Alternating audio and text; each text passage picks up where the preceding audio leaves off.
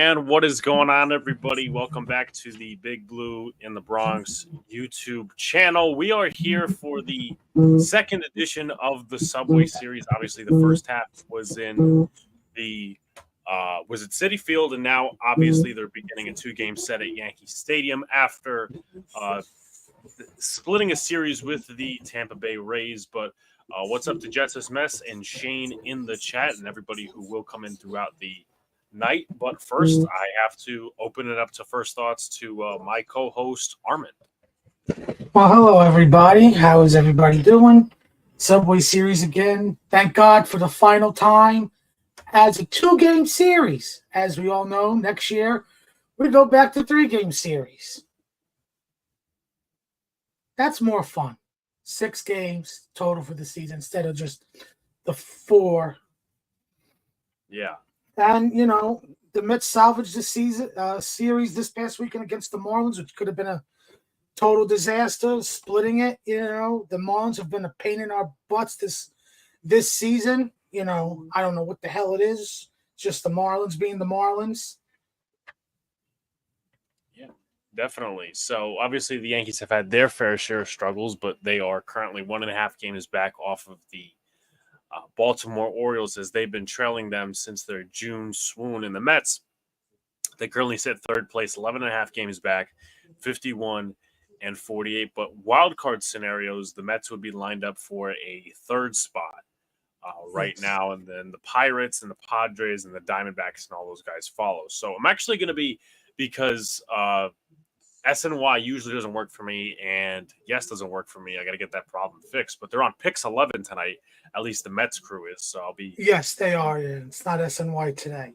I'll be able to tune into them. But while we get the warm up going, why don't we start with a little presentation of the starting lineups? We'll start out with the Mets lineup first. And boy, has Lindor been on fire since they moved him to the leadoff spot. We'll definitely talk about that. Got some great stats.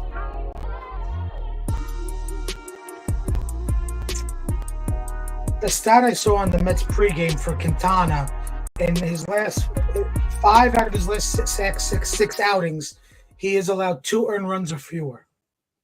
Okay. And you said, and obviously we were talking earlier today, even before we got on here, and you said you're not necessarily happy with Quintana throwing to what's his face, Luis Torrens. He's been better with Alvarez. I want to say it was last week after his last outing, they showed a stat that when Alvarez catches Quintana recently, his ERA is like a 1. So, but I understand Alvarez caught yesterday. He's been struggling, and then having the plane problem last night and not getting into 5:15 this morning. You got to give somebody a day off. That was, that was, and you know what? And obviously we'll get to it at the bottom of the first inning, but it just feels like the Yankees felt bad for them and put up a shitty lineup of their own, which I'm not particularly happy about, but we'll see how they do against Jose Quintana. But defensively, how the Yankees line up, Jahmai Jones is the DH, so he'll be on the bench.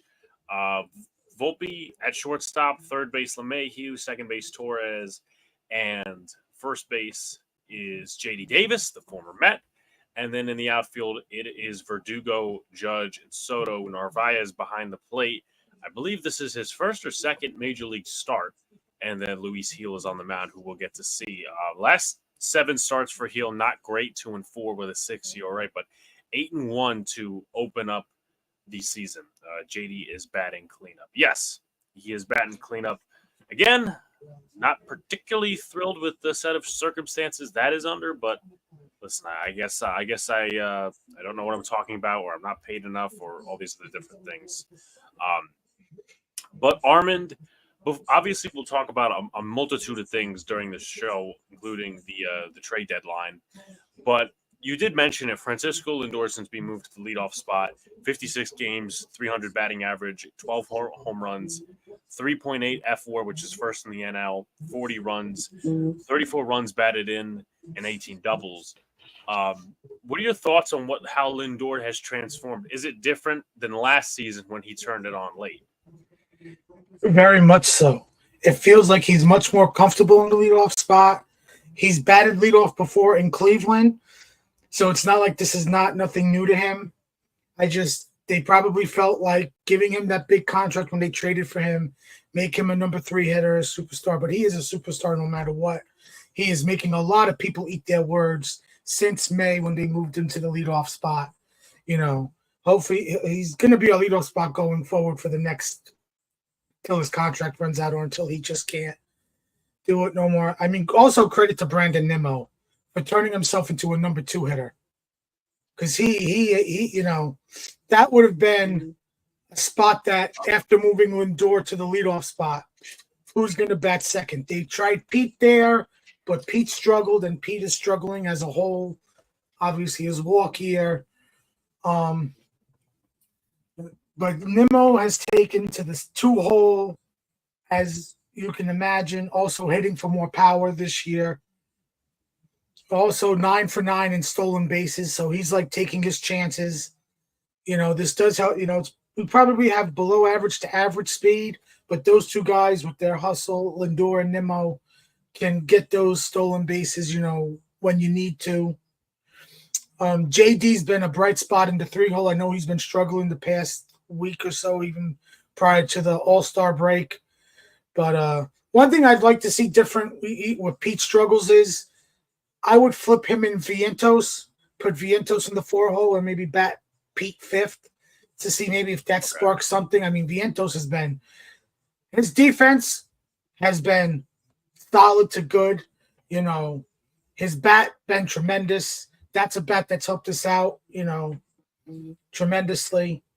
Especially with Beatty only being a Barry Bonds type of hitter down in AAA. Comes up here, it's ground balls.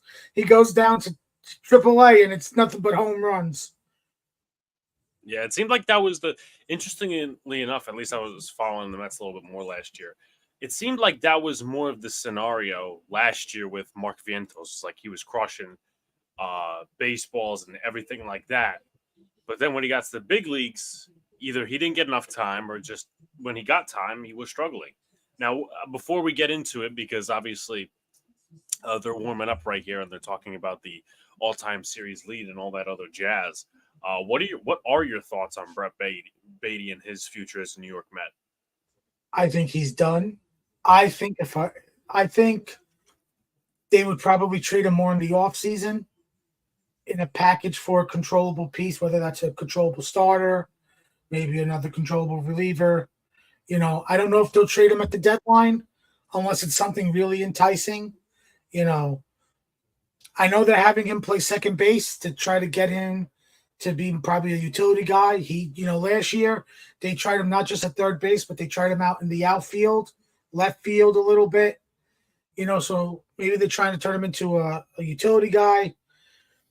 Because, next year you still got Jeff McNeil under contract for the next 2 years after this season at $15 million per. They're probably not going to move him.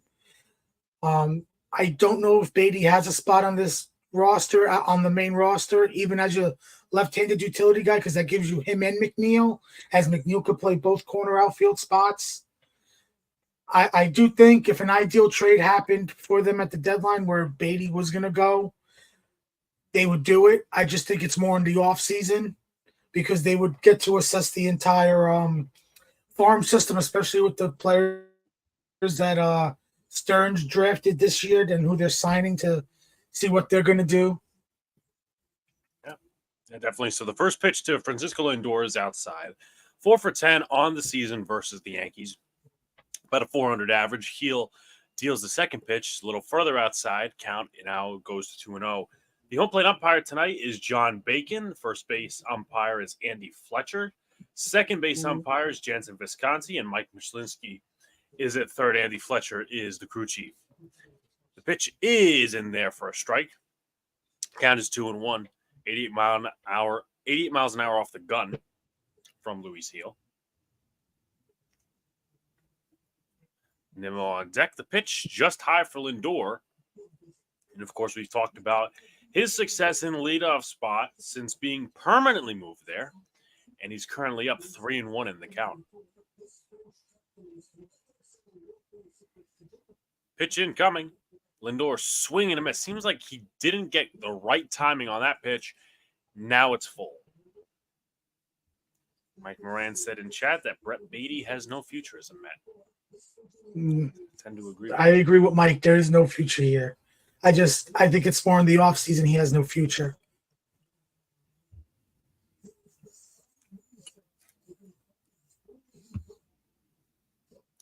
Three-two pitch incoming to Lindor, and this is fouled away, and we'll do it again.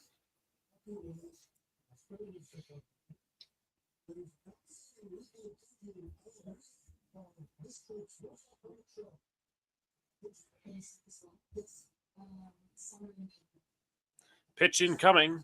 Lindor fouls this one off again. Going to go to the 8th pitch of the AB. One of the complaints earlier in the season that Luis Gil couldn't really go long, and it's a good start for the Mets to get off 7 pitches, now 8 in the AB. Swing and a miss, got him. Slider right in the inside corner, bending down, and that'll be one away.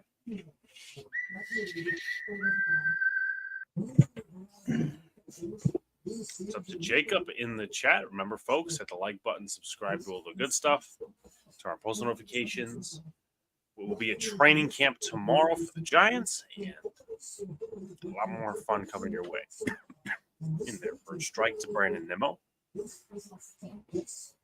1 for 7 on the season versus the Yankees. Got 242 average, which was a big boost compared to what he started out beginning of the season.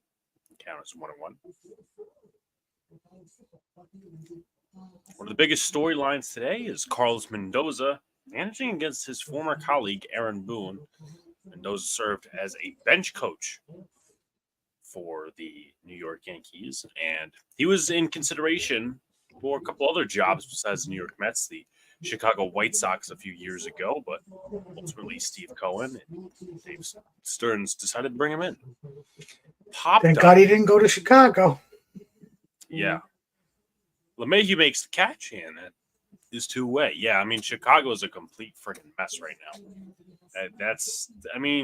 At least the A's, they have, I think they have better talent, and they've won more games, but Chicago is just, I don't know. I mean, I don't know who's worse, and maybe we can make our own separate judgments on this: the Marlins or the White Sox. I think it's the White Sox, my opinion. I would say personally the White Sox, because at least the Marlins can get under some team's skin for sake of the Mets.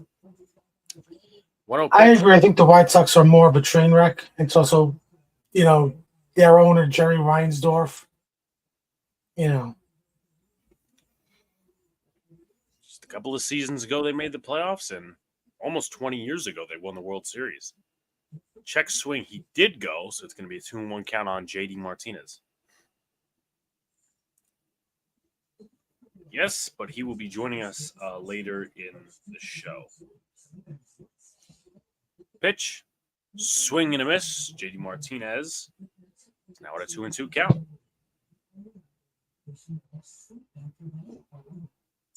I think I remember seeing this headline. I don't remember if I did or didn't, but I'm pretty sure I did.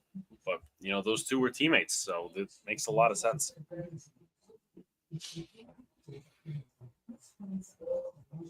Two-two count from Luis Gil going to JD Martinez. The pitch, way outside, 91 on the gun, and it's now 3-2. Luis Gil, 17 pitches so far this inning, which is about average. Narvaez going to smoke one tonight. I mean, we'll see. I mean, it's only his first or second major league start. In there, strike 3. Martinez thought he had a walk on the outside corner and has little words for John Bacon, the home plate umpire. We will go to the bottom of the first. The Yankees are coming back.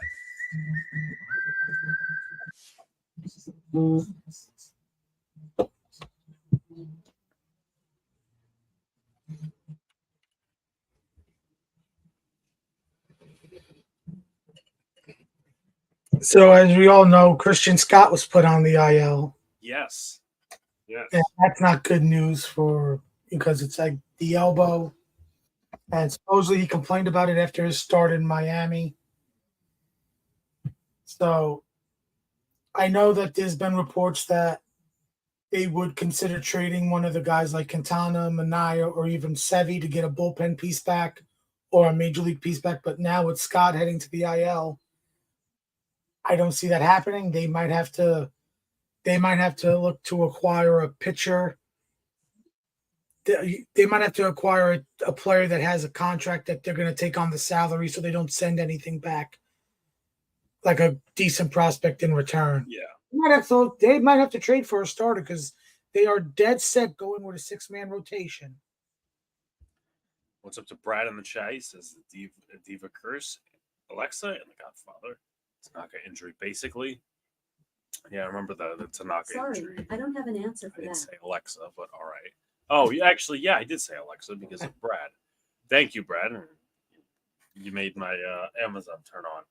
But one thing I want to get into before we get to the bottom of the first, and obviously this will be an extended discussion throughout the show, is what do you think the Mets' needs are at the deadline, and how do you think they're going to approach it with them being in a wild card spot and, yeah, pretty much like that?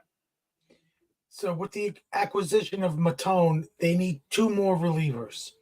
They need a lefty to pair with Diekman because right now he's the only lefty outside of, I think, Alex Young getting called up to take Scott's spot.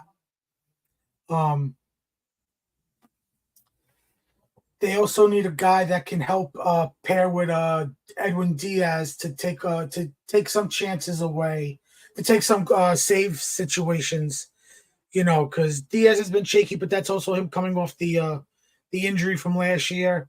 So they need a high leverage guy that could set up and get save situations, and they need a lefty to pair with Diekman. I'd be okay with Chad Green. It's a guy that they could bring in, Yeah, Paxton did get DFA'd. Let's see if he gets released or if he opts out to not go down to the minors. He's a guy I wouldn't mind picking up to be a starter for us in Paxton Big Maple. Reed Foley is still recovering from his injury. He's probably not coming back anytime soon. The same could be said for Reed Garrett, that hopefully he could start throwing over the weekend. And, that was reported by Mike Puma earlier today. Like, those 2 guys are probably not anytime coming back soon. Reed Garrett and Reed Foley. Well, I'm not. Well, Brad, I mean, I am Alex. I mean, I don't know if you're screwing that up or whatever, but no, Luca's at work, so I am here. But I'm just saying, you calling me the name you always call me set off my Amazon. So, but we watched the ground out there. Juan Soto is up at the plate. We'll take a look at the lineup once this at bat is finished. 0-1 pitch outside. See how Quintana pitches to Judge. And so the only active player with more walks than strikeouts. And that's something he's really eclipsed over the course of his career, especially in Washington. It's one of the main reasons the Yankees traded for him.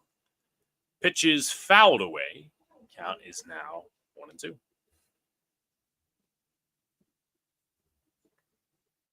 The what update? The Dom update.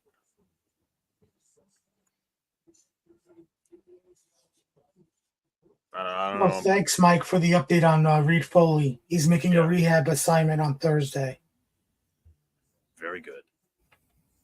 The 1-2 pitch incoming from Quintana to Soto. Ooh. It was on the corner, but dropped by Torrens. Was not called a strike, so it's 2-2 still. Yeah. I think the Pix 11 cast had it more of a strike than it actually was, but nonetheless, 2-2 fouled away. Ooh. Soto was a modern day Ted Williams. Yeah, I mean, listen, you don't have many players like him around anymore. And hopefully he resigns in the Bronx Borough, but we'll see. Soto grounds this one to first. Alonso will just pick it up. That's the second out. It's tough to tell if he's still dealing with the hand injury. Obviously, he played in the All-Star game and hit a double, but we'll see how that affects him. Dominguez. Yeah, he's supposed to be in rehab games by the end of the week. We'll see if the Yankees actually call him up.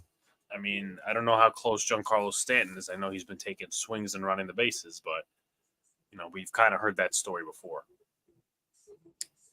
Aaron Judge is up at the plate. The first pitch just a tad inside on the white. Count is 1-0.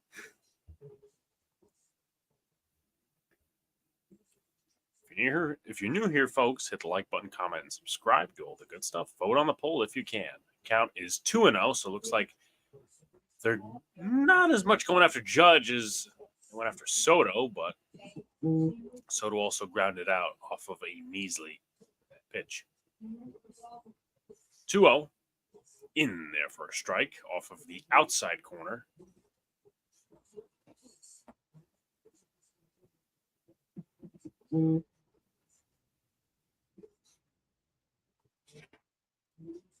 Still looking at some sort of a replay. 2-1 pitch incoming.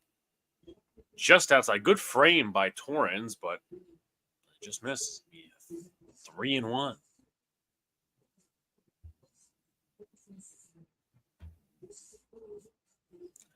Three-one pitch.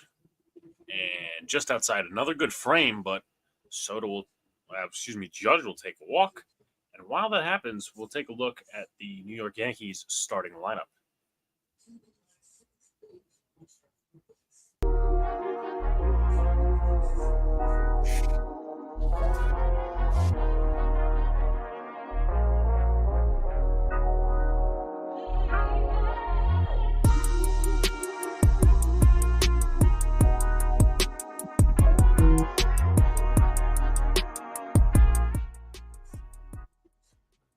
All right, so J.D. Davis takes a pitch inside.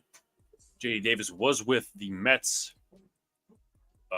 for a couple of years and was with the Athletics earlier this season. Joined the Yankees and hasn't done great. And the Giants. That's also they released him at spring training because they signed Matt Chapman. Yes, and we also know why he got cut because he just swung at a very terrible pitch. Well, good pitch by Quintana, but not a good pitch to swing at if you are J.D. Davis. His offense is over until Soto and Judge come back up. You could say that. I mean, we'll see if Anthony Volpe wakes up, but 1-1 pitch incoming. Swing and a miss. Another curveball. Just gets Davis. Count now sits 1-2.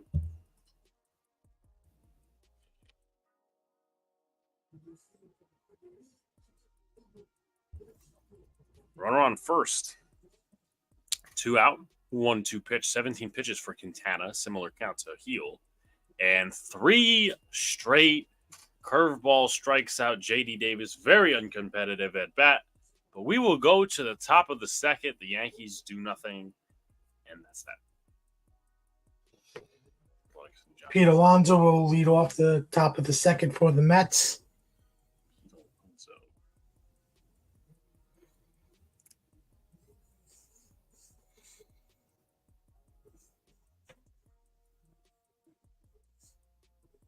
Now, let me ask, because obviously we talked about the talent. We talked about the trade deadline just a tad.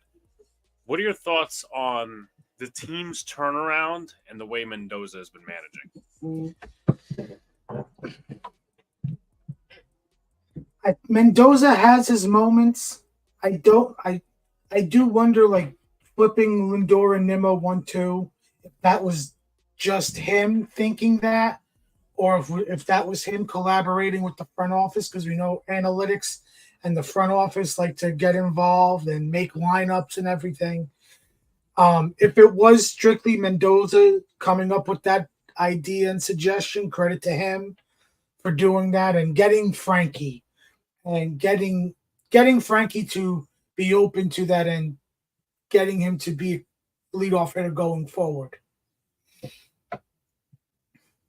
The turnaround, I did not see how big that turnaround was going to be for how bad the bullpen was in May.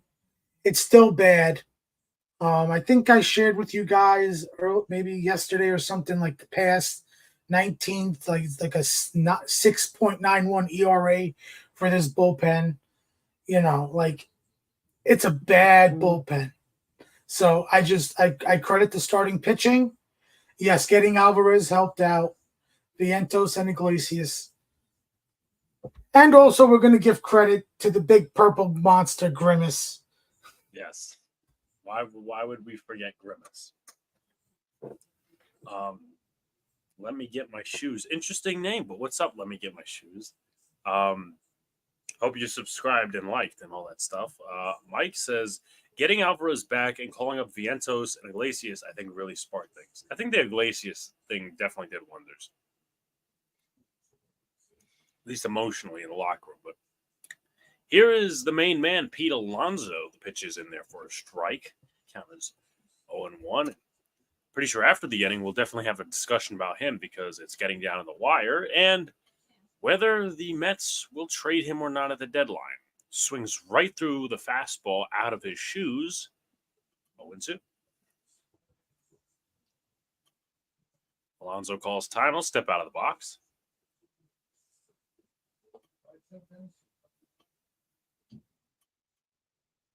With Grimace, they might as well just give Met fans like a promotion from McDonald's. Fly ball to center field. Judge is there and count.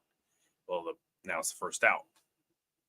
But they might as well give because I remember with the Rail Riders, if they got 10 strikeouts, I think you'd get a free voucher for a discounted cheeseburger at Red Robin. Not that the two had any relation, but it's just something that they did a couple of years ago when they first opened up. But I know the Mets have a promotion with McDonald's before the Grimace stuff is if they score 5 runs or more in a game, you get if you go through the app, you get a free medium French fry. Okay. Stearns was talking to Scott Boras before the game. Yep. And check swing, did he go? First base umpire, crew chief Andy Fletcher says no. Yeah, Boras. Be interesting. Going to be interesting with a lot of his clients this offseason, as it was last offseason. But last offseason, a lot of his clients did not sign before spring training. Yeah. And if not, it was on the tip. 2-0 in there for a strike to Vientos. Hitting in 292.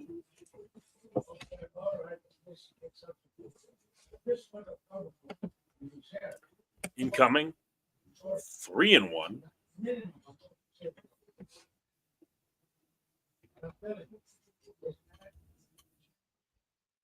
Next for the Mets is Jeff McNeil, who's hitting 220. But he's been hitting the ball hard recently, hitting for power. He's kind of changed his approach according to reports, especially yesterday when he hit the home run in Miami. 3-2 pitch to Vientos.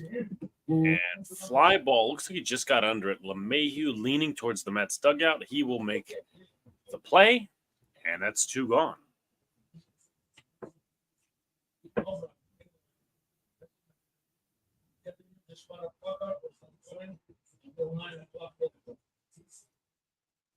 You're looking at some of the fastest velocity. Tarek Skubal, who could definitely be a trade deadline piece amongst Luis Heel and Mackenzie Gore in that velocity category. Two outs here, and Jeff McNeil takes a pitch. Count is 1-0. No.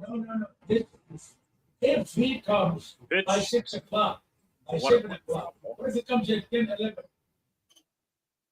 He for him to Your thoughts about getting Crochet and adding him to the lefty reliever edition, knowing he has an innings limit, and you'd have him Cole as your top 3 next year. 2-1 pitch. I'll discuss this when we get to the commercial break, because I'm going to be honest, as I said in the stream with Chef Junior and Dylan, I got mixed feelings. No, I don't want to. Fly ball right field, and this And now you go. final out. Anybody comes. And we will go to the After 1 o'clock. bottom of the second. Yes.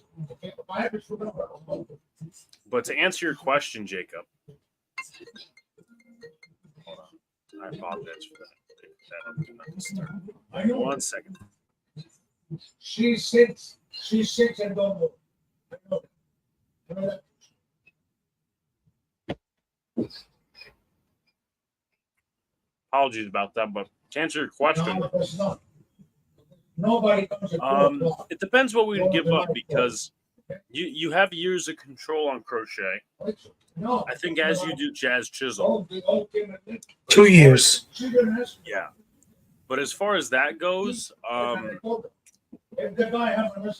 far as Crochet goes, I mean, I know that he came off in like, I don't think it was this year. I think it was last year. I'm just not as high on Crochet as other people are. That's my opinion. I mean, his ERA has been okay over the course of his career, but I don't know that the Yankees. He's been hurt. I want to say he's been hurt. Yeah. They tried to copy the Chris Sale stuff with him, in the bullpen, start him as a reliever, and then work him into the rotation. Yeah. Let's see. 2020 drafted. That's that. First full season, 21. 22, Tommy John surgery. 23, he returned from Tommy John surgery. So right now, I mean, it's been a few games, but Crochet before the All-Star break was 6-6 with a 3.02 ERA. As I said, his ERA has been pretty good, but the win-loss record is something to be talked about, and also the injuries too. He's also one of the top guys in the MLB right now in strikeouts. Turek Skubal is also one of them. 3 years of Crochet. I think if you're trading for Crochet, any team, just leave him as a starter. He's been a starter this season because he's been on that routine of every fifth day. You don't know how he's going to perform moving him to the bullpen because of innings limits and pitching him every day or every other day. Like you're changing a routine for him. And that could possibly give him another Tommy John. Tommy Johns are going crazy for pitching. That's why pitching is at a premium right now. Exactly. So you got Cole, you got Rodon, Stroman, Heel, and I'm forgetting one in the rotation probably. But you're going to have to make some moves around the rotation. Oh, Cortez, that stupid bum. Now, something that was talked about is Volpe is facing a 2-0 count. Jeff Passan talked about the Yankees looking to possibly trade Nestor for a reliever or just somebody with more years of control, which it'd be pretty interesting knowing that Nestor Cortez's value is pretty much in the dumper right now. But I don't see him as a part of the future. Where with Yankee fans, we're hanging on that 2022 season, and he's just been shit after that. Volpe with a pop-up, and this one is caught to the second baseman, Jeff McNeil, for the first out. But his statement... Go ahead. My question for you, Alex, and all the other Yankee fans, and would you be opposed if they traded for Tanner Scott? A rental, a lefty in the bullpen? I wouldn't be opposed. I mean, he's got closer experience. He's got closer experience. He's done the right things. I don't know if his stuff is like put away stuff. I mean, I'd have to watch him a little bit more and get some info from people who cover the Marlins. As Gleyber Torres hits this one to right field, and that ball is gone in the first row of right field for Gleyber Torres. A guy who needs a big jump and a more consistent performance. Gleyber Torres gets it started here with a home run to right field, and the Yankees lead 1-0.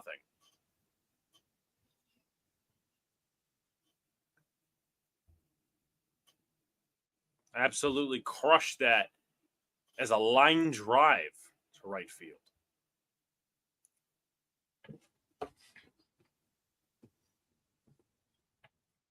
Brad says get both. As I said, I don't know if I would do Crochet. I would definitely do Tanner Scott though. Verdugo pitches just outside. I mean, if the Yankees are going to go after Jazz, maybe they try to get Jazz and Scott in one As big. a package deal. And like my thing is this: Leibas will now have 3 errors to screw up the home run. Could make sense.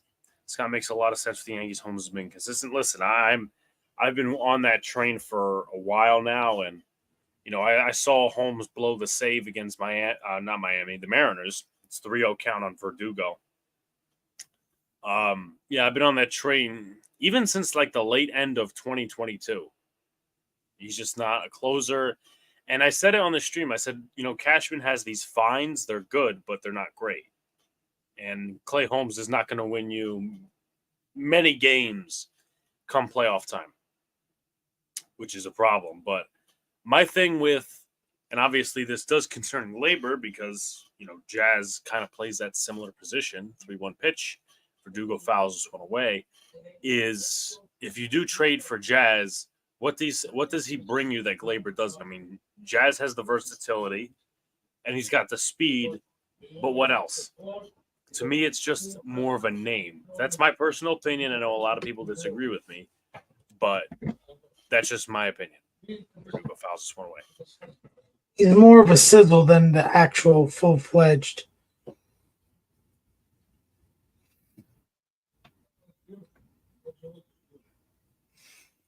And I just think that's the Marlins being the Marlins. They get good players and, hasn't worked out. Plus, you got the new president of baseball operations down there. And he's trying to, make his, put his new fingerprints on the team. Because Skip Schumacher's going to be out of there after this season. Yep. And the GM, I think it was the GM, said at the beginning of the season that they're pretty much not competing this year, which yes, absolutely sucks. But I think he said it after the Arise trade that they were not competing. Yeah, I think you might be right on that actually. Carlos Narvaez steps in the box. I mean, I will be taking advantage of the Marlins sucking because they'll be playing the Diamondbacks when I'm down there in August, so we'll be going to a game. Maybe getting those buffet seats or the all-you-can-eat seats. Narvaez swings and miss. I wonder what the Marlins would have been if all their starters were healthy. That's including Alcantara. Because they have, if you look at their pitching that's injured, put them all healthy, that's one of the deepest pitching rotations in all of baseball. And they should be winning, especially with some of they have decent to good hitters from Jazz to Berger. I mean, Josh Bell. Right, and Josh Bell might be on the move. Swing and a miss. Nice breaking ball. And if those pitchers were healthy, they might be on the move. True. I mean, again, it all depends because even if they were healthy, like you said, they might have been on the move. So we really don't know. It's just because I feel like, I'm going to be honest, I didn't like the Schumacher hiring at first, but then he got them to where they were last year or the year prior it was. Last year. He's a that solid was his manager. first season. I think it was his first season last year. This is his second season. Let me see that. Because if he's only a manager 2 years, that's pretty fucked up. Yeah, you're right. This is his second year. He will not return. LeMahieu slices this one to left field for a base hit. Verdugo moves to second. And the Yankees got a little 2-out rally going.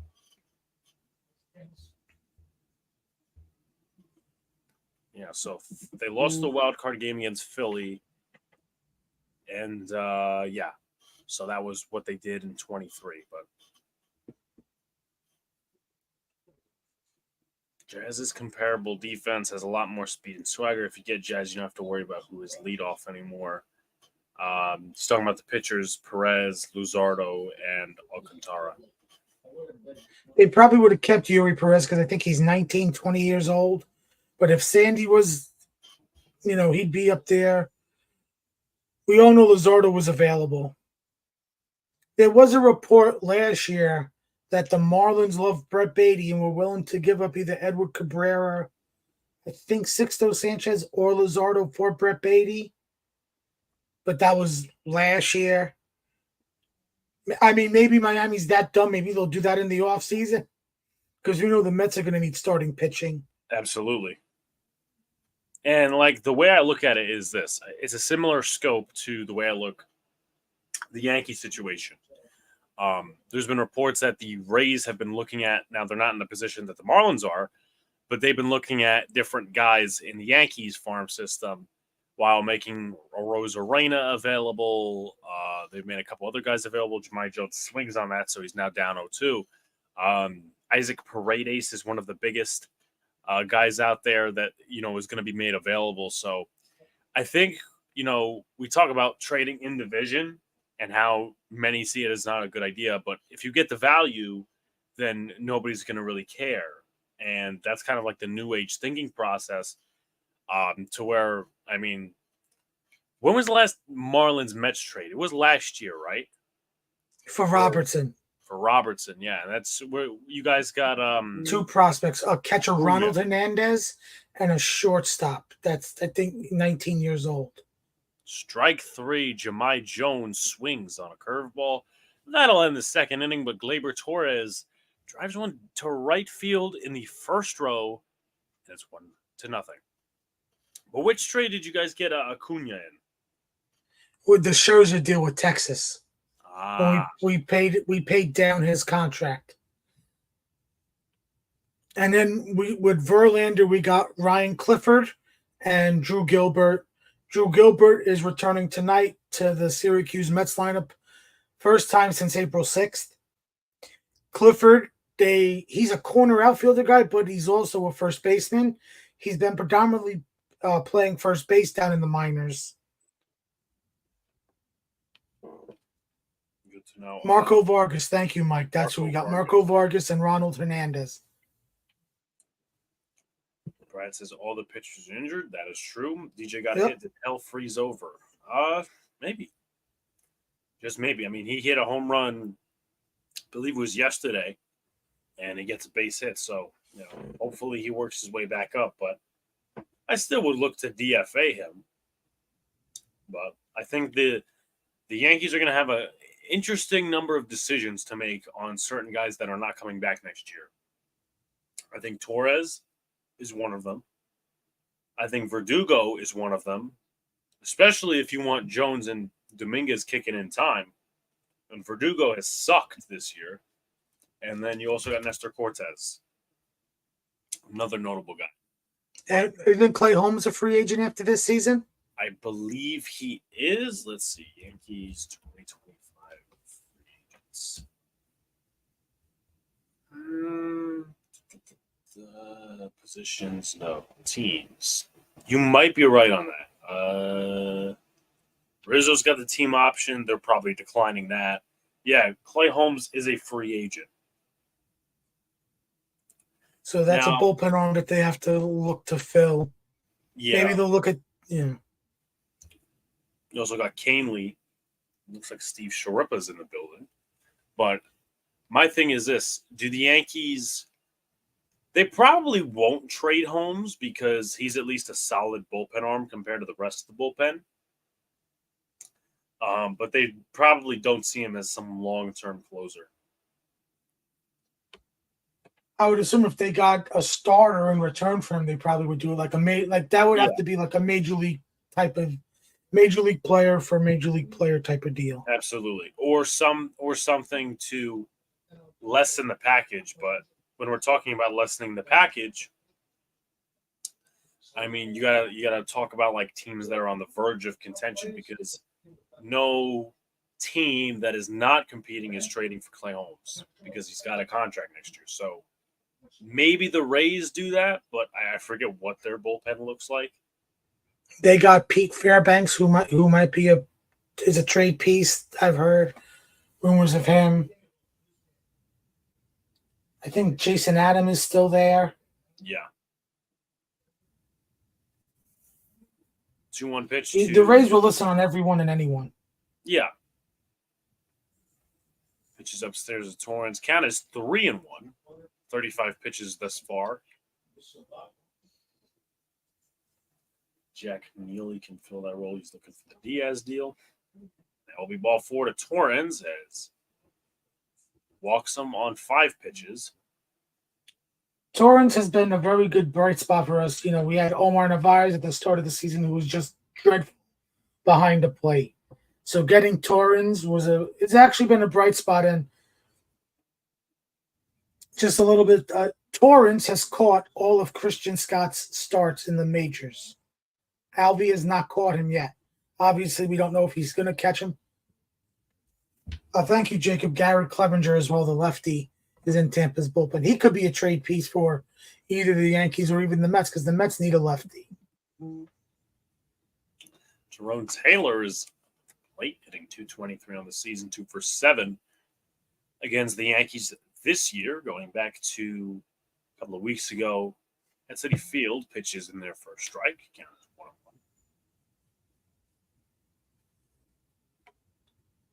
Clevenger, number of guys. I just wonder what their approach is going to be. Are they going to be like strip it down, rebuild with cash? Are they going to just, sell the guys that are off next year or the year after that and just be ready to compete again? Because they don't spend any money anyway. No. And when we had our Mets off-season show, I did bring up the possibility at that time to trade for Randy Arozarena. So I was kind of on him getting traded by Tampa. I got a good point. Strike 3 there, looking Jerome Taylor. Jesus, Taylor. The Mets need outfield help too. I mean, as much as Marte's defense is kind of, because of his knee issue, and there's no timetable for his return. I know he was out on the field earlier practicing, warming up a little bit, but there's no timetable for his return. And DJ Stewart has sucked. Like, they could either get a left-handed hitting outfielder that could play all 3 outfield spots and go to right field to be an everyday outfielder and keep Taylor as the 4th outfielder, or maybe get a utility guy that, that's just going to be helpful. Now, I'm going to expect not even an interesting answer. I'm just going to expect an answer that I already have premeditated. Pitch to Bader is in there for strikeouts 2-1. Would you take – now, are you looking in terms of outfield help for the long term, or would you take somebody that maybe has one more year or is a free agent? I think they'll take a rental. They'll take a rental. Take a rental? So do you think worst comes to worst, do you think Verdugo is a part of that conversation or no? I think he would be. He's a left-handed hitter. I know he's been struggling, but you'd be pairing him in right field, and until Marte returns, he's probably either your everyday or you're platooning him with Taylor. Verdugo against righties, Taylor versus lefties. And Taylor would probably come in for defensive purposes because I don't know how defensively Verdugo is. He sucked lately for defensively. Because Taylor has come in late in games for the Mets defensively. Fly out there to Judge for Bader, and this will send it to the top of the order for the Mets. Starting over with Francisco Lindor, struck out in his first appearance. And swing and a miss. Totally missed that with the uppercut swing. The count is 0-1. Now, what's going to be interesting later in the game is the battle of the bullpens. From bad to worse, pitches outside. Tight strike zone by John Bacon. But seems to be benefiting both hitters on each side. Lead off at first, mini lead, I should say, for Torrens, and the pitch is in the dirt. Count is 2-1.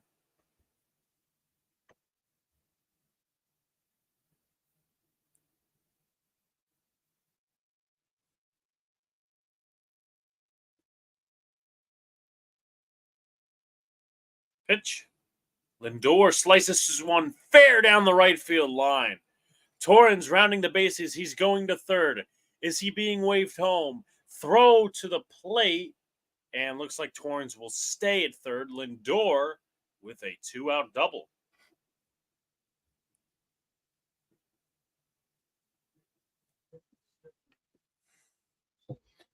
Jacob, I don't think he is a Boris client because when the Mets traded for him, he was going into his free agency season. And, that trade got done because he also agreed to an extension. And as we all know, Scott Boras does not like to do extensions with his players going into free agency. Hence why Pete is going into free agency and Juan Soto is going into free agency. Yes. Oh, and Corbin Burns, another Boras client. Making them a lot of money. Nimmo fouls this one away. Let's see what the Mets do with 2 runners on. Career 326 with runners in scoring position.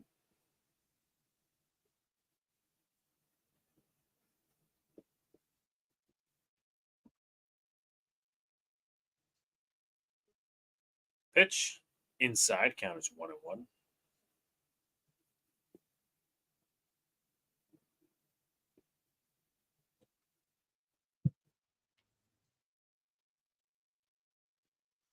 When do you think, since we're a week away, Alex, chat, when do you think a trade happens? I know we already had the Arise trade, but I'm talking like from now till next Tuesday. When do you think the first trade happens?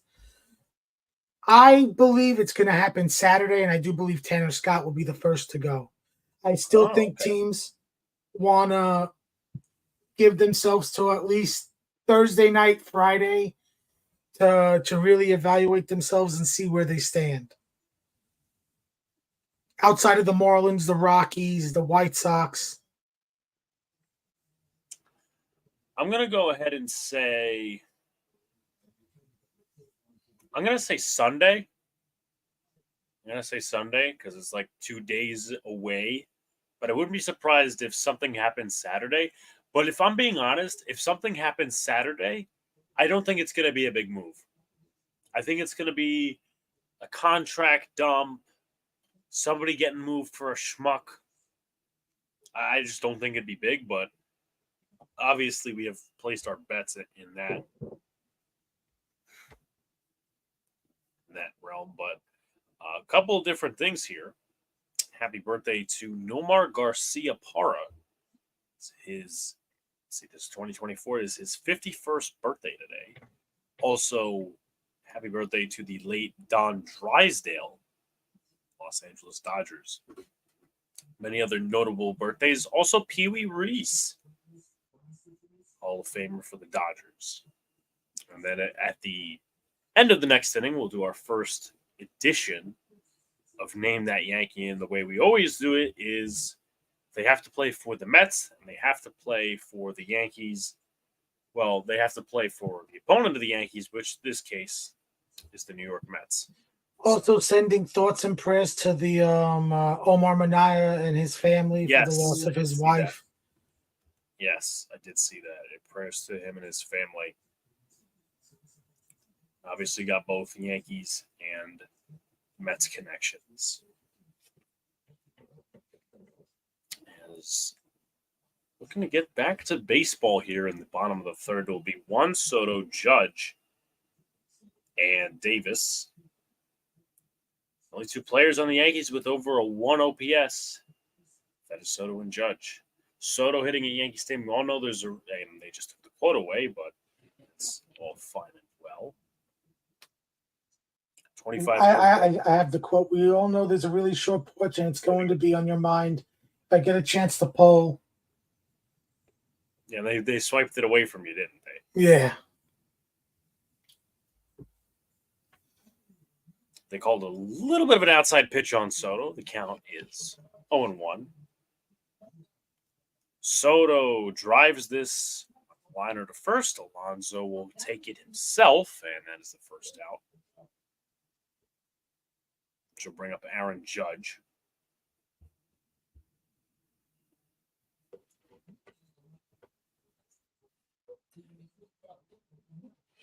Guess they're looking at maybe some with the hand or some. That's at least what Pix 11 is looking at, but could be definitely something else. Oh, the backswing hit Torrens in the helmet. Ah, all right.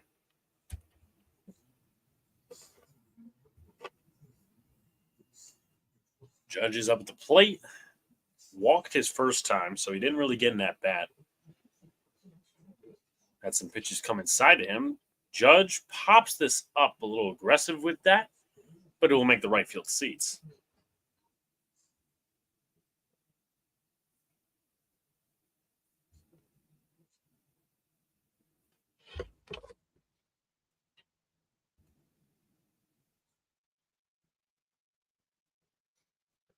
Oh, 1. Down, and it is 1-1. So far for the poll, 9 votes. 44% say the Mets are going to win, 56% for the Yankees. This is a 2-1 count. Pitch tailing inside a little bit. J.D. Davis on deck, who had a very uncompetitive at-bat his first time around. 2-1. Count is now at 3-1. Did try to go down and did not succeed there, just below the knees. 3-1 pitch, and Judge walks one more time. They'll get to J.D. Davis.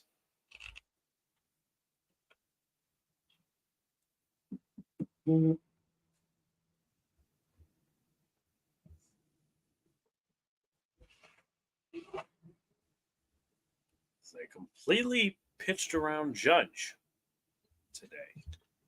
I don't get why. If you're going to pitch around him, just give him the intentional so you don't have to waste pitches. You could just say, go to. Oh, shit. Nearly hit J.D. Davis right there.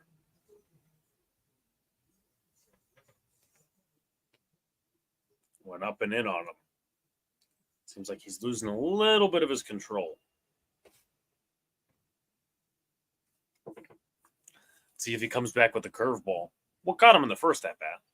And he does, then that's a strike. Count as 1-1.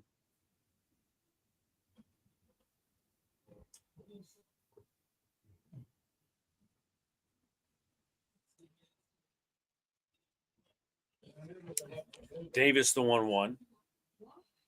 Grounded foul, and we'll do it again. That was another curveball, so they have figured him out, but will Davis figure out Quintana is the question.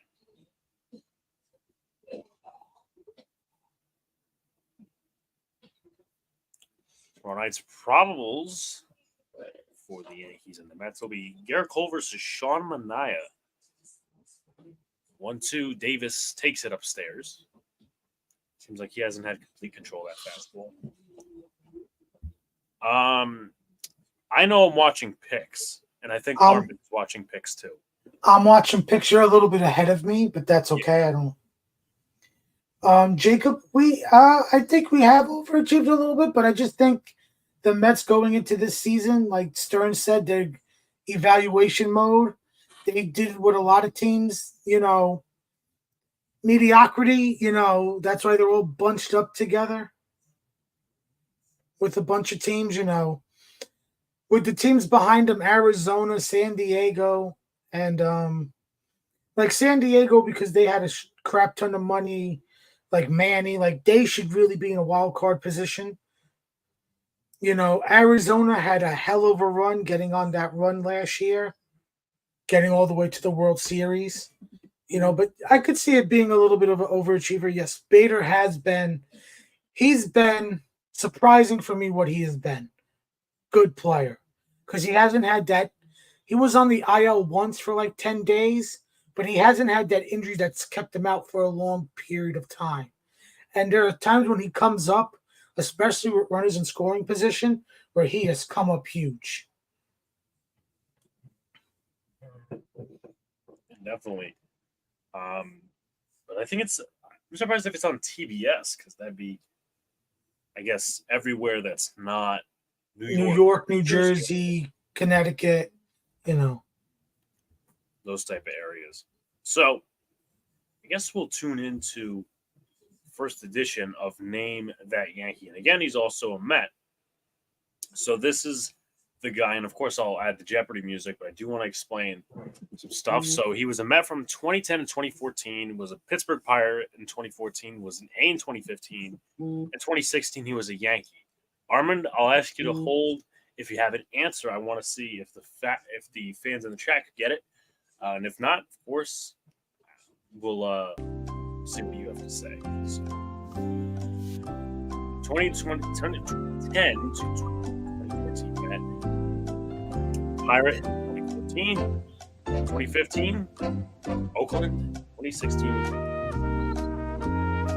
Also, to note, Victor Cruz is in the building. New York Giants wide receiver. A little bit, about a minute, I should say. Was he non-tendered and then he got to the Pirates in the offseason in 2014, or was he traded from the Mets to the Pirates in 2014? Well, if he was, I'm not going to give too many hints, but he was, I think if he was non-tendered, it would have just said 2013. Okay. So, let's see if the chat has any guesses. I'm going to give it one more minute, see if there's any more guesses coming in. It's 1-1 on JD Martinez.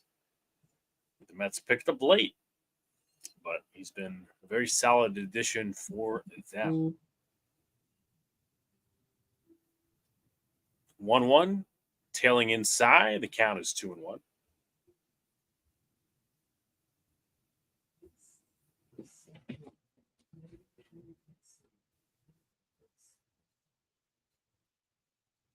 Pitch outside 3-1. Possible walk opportunity here for JD Martinez.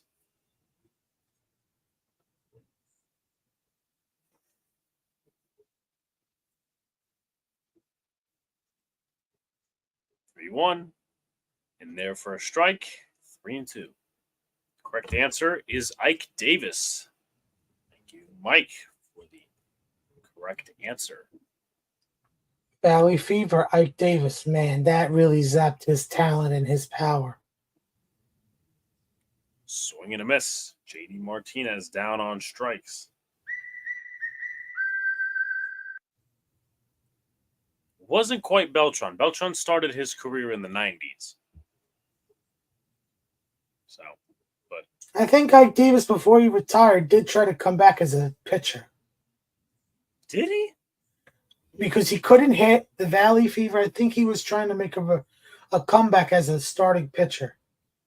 Let me take a look at that. I wouldn't be surprised. I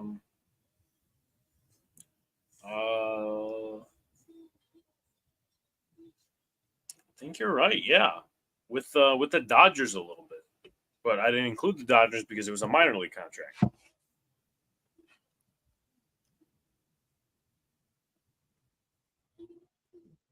He retired in November of 2018. Ground ball up the middle. Volpe makes a play, and that is 2 away.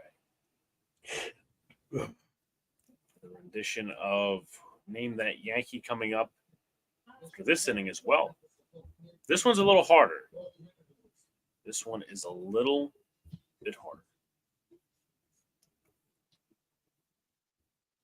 A little bit memorable for the Yankees fans in the chat, but not so much the Met fans. But that's the part. Got a challenge. Pitch is for strike. Count is 0-1. Foul out last time, DJ LeMahieu for Mark Vientos. 12 home runs on the season, 33 ribbies.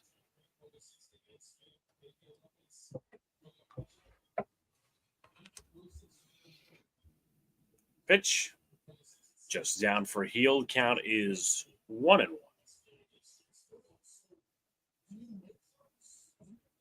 Aaron Boone looking on heel at 63 pitches, so probably another inning or two. Swing and a miss by Vientos, and the count is now at 1-2.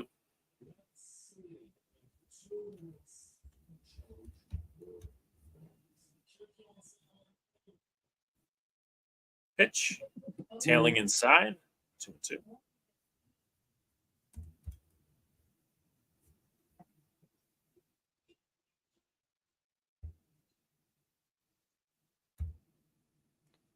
Incoming, swing and a miss. Vientos very off with his timing there. Another good inning for Heel as we make it to the bottom of the fourth. Before I put the next one up, hope you guys are enjoying the stream we're putting on here today. Hit the like button, comment, subscribe, do all the good stuff. Turn on post notifications so you know when the live stream pops, your video drops. We'll have a Hard Knocks recap either out tonight or tomorrow morning. And then, of course, a training camp day one recap, which should be very, very interesting. All right. So, another edition of that Name That Yankee / Met in this situation. Right. So, he was a Yankee from 2015 and 2017. Was with the Reds a little bit. Took a little trip to Baltimore and then ended his major league career as a New York Met. So, Jeopardy music. Let the chat figure this one out. Get about a minute or two. And then we'll see.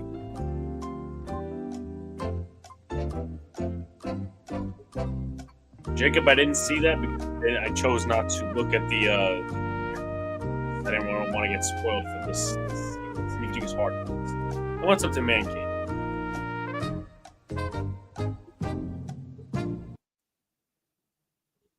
Right.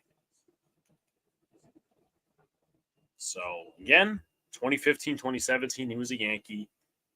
2018, he was a Red. Oriole, 2019, 2020, and 2021, he was a Met. So that is the Name That Yankee for this inning. And then, of course, we'll do Sporkle and a couple other different things as we go on. But we're going to the bottom of the fourth here. Fast but slow-moving game. Sonny Gray. It's one guess. It's not Sonny Gray because he never pitched for the Mets. Yeah, he did not quite pitch for the Mets.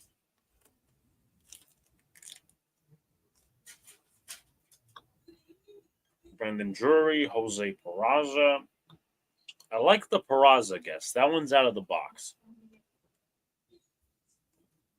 Don't get it confused with Jose Peroza, though. Jacob, it's not Drury because Drury actually had a resurrection when he played with the Mets, which helped him stay in the majors at that time. And still does because he got that contract with the Angels. I forgot he played with the Mets. Volpe, When we signed him, base hit in the center. When we signed him, we gave him it was a minor league deal. So he got called up after playing in the minors. Dylan Betances. You guys are naming some very good guesses for the Name That Yankee. Some that I didn't even think about because I was thinking about it, and I came home. I was in a little bit of a rush. I'm like, who's got to be this Yankee? So those guys I didn't even think about, but obviously we'll get to who's right in the chat, who's wrong in the chat. And you never know. Pitches in there for a strike to Gleyber Torres beat Homer last time. Bad one, but guys, think about the two stat outside of playing for the Mets and the Yankees. Think about them being an Oriole and a Red. Yes. Right? Think about that because I don't think Betances ever played for Baltimore or the Reds. 0-2. After this at bat, we will reveal who is that Yankee / Met.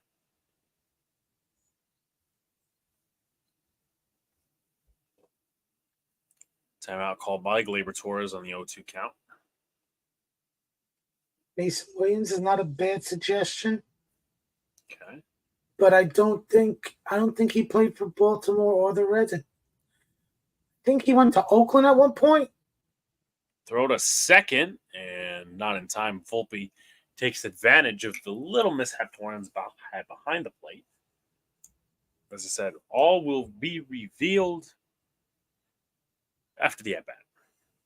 But Volpe does swipe second.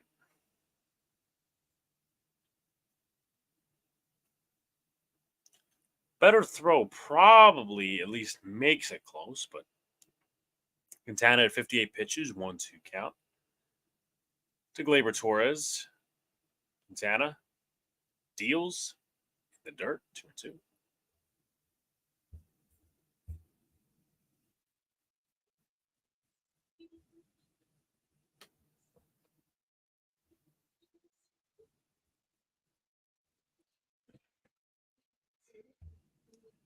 Two pitch from Torres.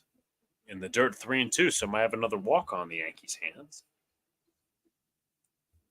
On deck for the Yankees is Alex Verdugo. He is on deck, followed by Narvaez and LeMahieu. Narvaez struck out, and LeMahieu got a single. And stepping off is Quintana, just watching Volpe. How is Torrens' arm, if you know about it? It's not bad. He has gotten guys out. I would say it's above average. Okay. It's the best 100K they've spent in season for a player. Ball 4 to Torres, and I will say the correct answer is Mason Williams. It's Mason Williams. What's up to Afram? Long time no see, Mr. Afram. Hi, Afram. Hi, Captain. We got Captain Raff in the building as well. Raff, what's up? Of course, training camp is tomorrow and Thursday, at least the start of it for most teams. The practice is that being so. He did have a minor league deal with the Orioles, though. You're not wrong on that, Armin, but he never got to be with them in the majors. Okay. So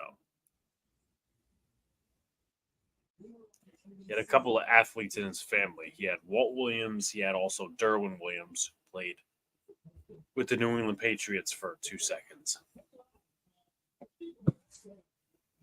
So Verdugo is up. The Yankees blew a couple of situations a couple of days ago when they had the bases loaded twice in the first 2 innings and scored 0 runs. Verdugo was part of that when he hit a fly ball to left field that was out. Then he also grounded out in that scenario, too.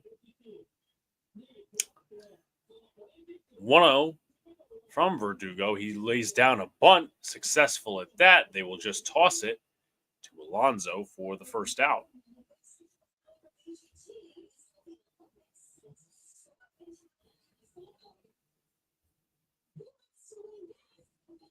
Nice flip by Quintana. Verdugo does not do well against the lefties. 196 batting average coming into the game, 2 home runs, and 7 RBIs.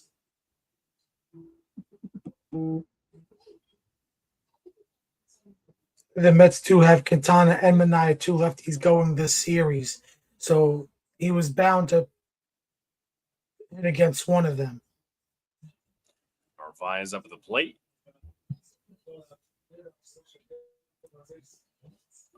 There are 5 episodes. So after tonight, there is one more episode. I know tonight's the draft episode, and then the other is just guys coming in and, pretty much it was I think it's kind of like what the last episode of Jets Hard Knocks was, which really wasn't much of anything.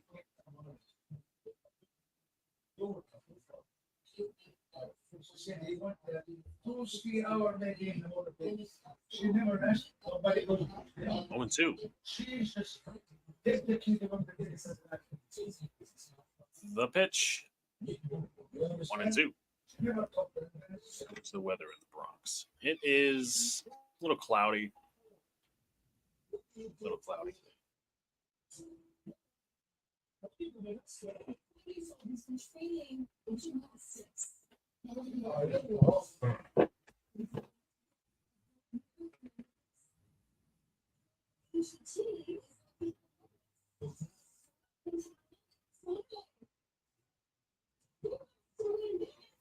Hard Knocks is really interesting. Yeah, I mean,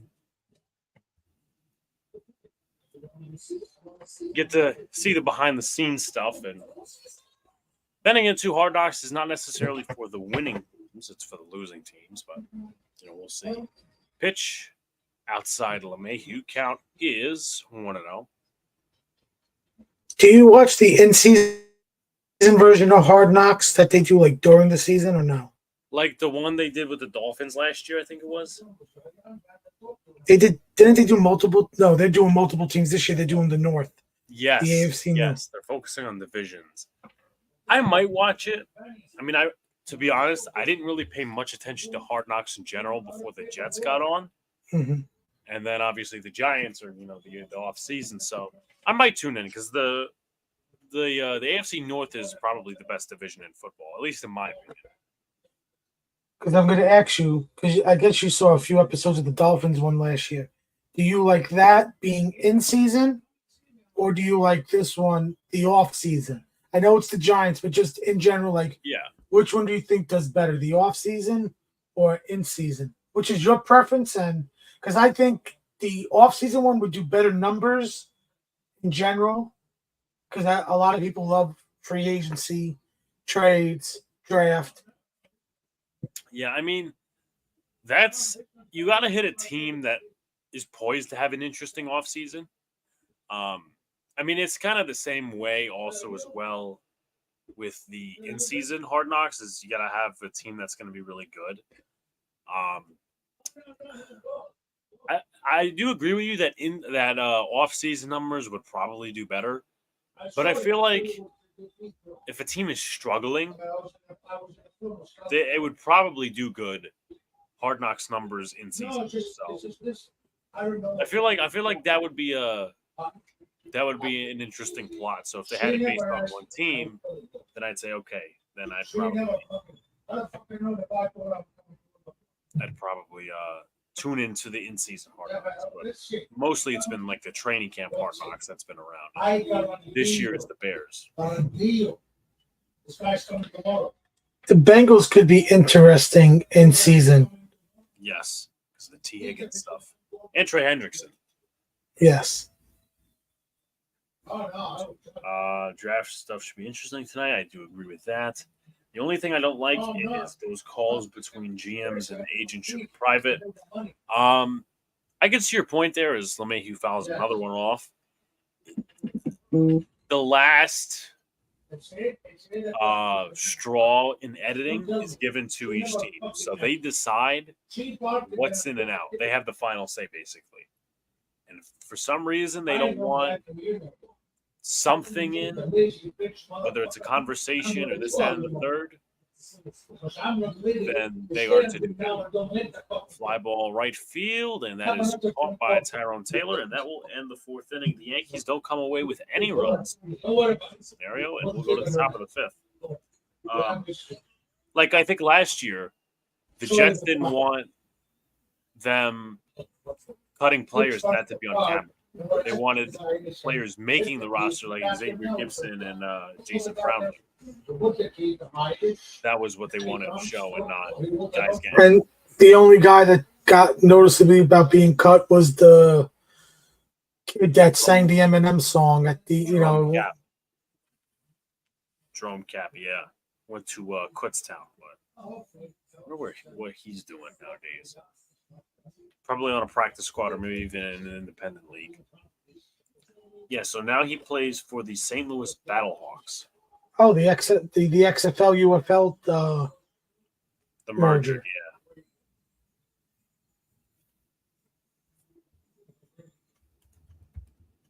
I don't know if you saw this, but last Friday, the Arena Football League had the Arena Bowl here at the American Dream Mall. Yes, I did see that.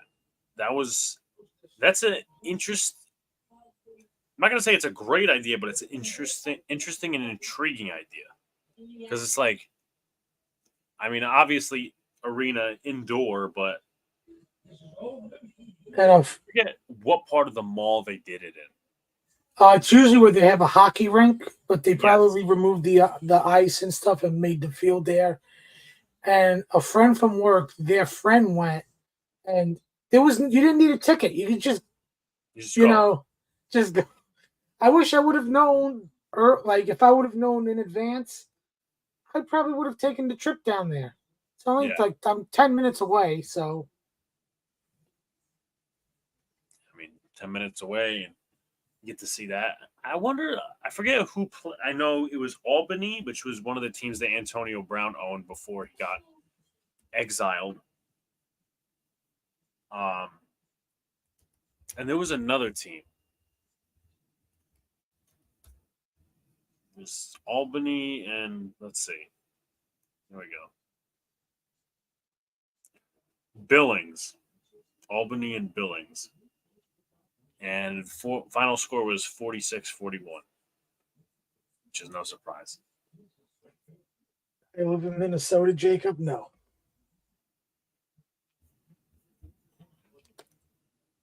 I don't think that there are any notable NFL players to name on those respective teams. But here is Jeff McNeil. He fouls this one away.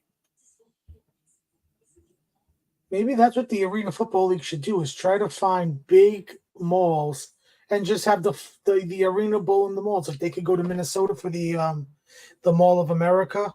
Yes. Yeah, that's one. Ground ball to third. LeMahieu's going to let it roll, and that's going to be base hit for Jeff McNeil. But also, it'd be interesting how much they have to pay them all in order to play there. I feel like that would be also something as well. American Dream's American Dream. But the Mall of America, I feel like it would, maybe that's the final step before you do something else. Back in the 90s, when Ted Turner started WCW and they decided to do Monday Nitro and go on Monday nights live, their first ever show was in the Mall of America. So Mall of America has had, live events on TV in their mall, so they might consider doing it. Definitely, and they probably. I don't know if they would consider what they just did successful or not, depending on people watching or I don't know. Talking about it on social media. Yeah, I went to this place.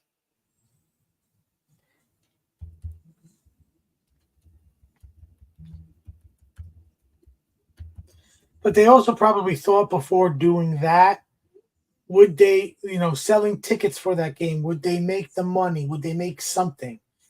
And if they thought that they were not going to make a decent amount of money, hey, let's just try to find something out of the box thinking. True.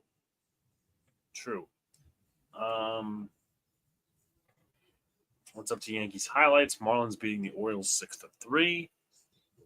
Matchup with Tanner Scott. Have the Yankees rebounded from their slump yet? What's up to disgruntled? I wouldn't say if they've been fully out of it. I think these next two games and the series after that are probably gonna, because I think they got the Red Sox next, and then they got the Phillies, which I'll be in Philly on Monday for that game. They better not lose. And Philly fans, we all know how they are, how insufferable they are. And we have Atlanta this weekend, 4-game series, Thursday, Friday, Saturday, and we have Minnesota coming up Monday, Tuesday, Wednesday. Me and my he actually got us tickets to go for Wednesday afternoon. Okay, I'm going. It's one of my friend's birthday, and I'm going to be going to the game on Thursday against the Braves. I don't know who's pitching, but take a look at that. Let's see. For the Mets on Thursday, it is supposed to be Severino against whoever the Braves put up. It's good. So the Mets probably gonna go Severino and Senga, because Senga's supposed to make his debut this weekend against Atlanta. Good. And it could look like, from what Mendoza said, all signs point to Senga starting on Friday.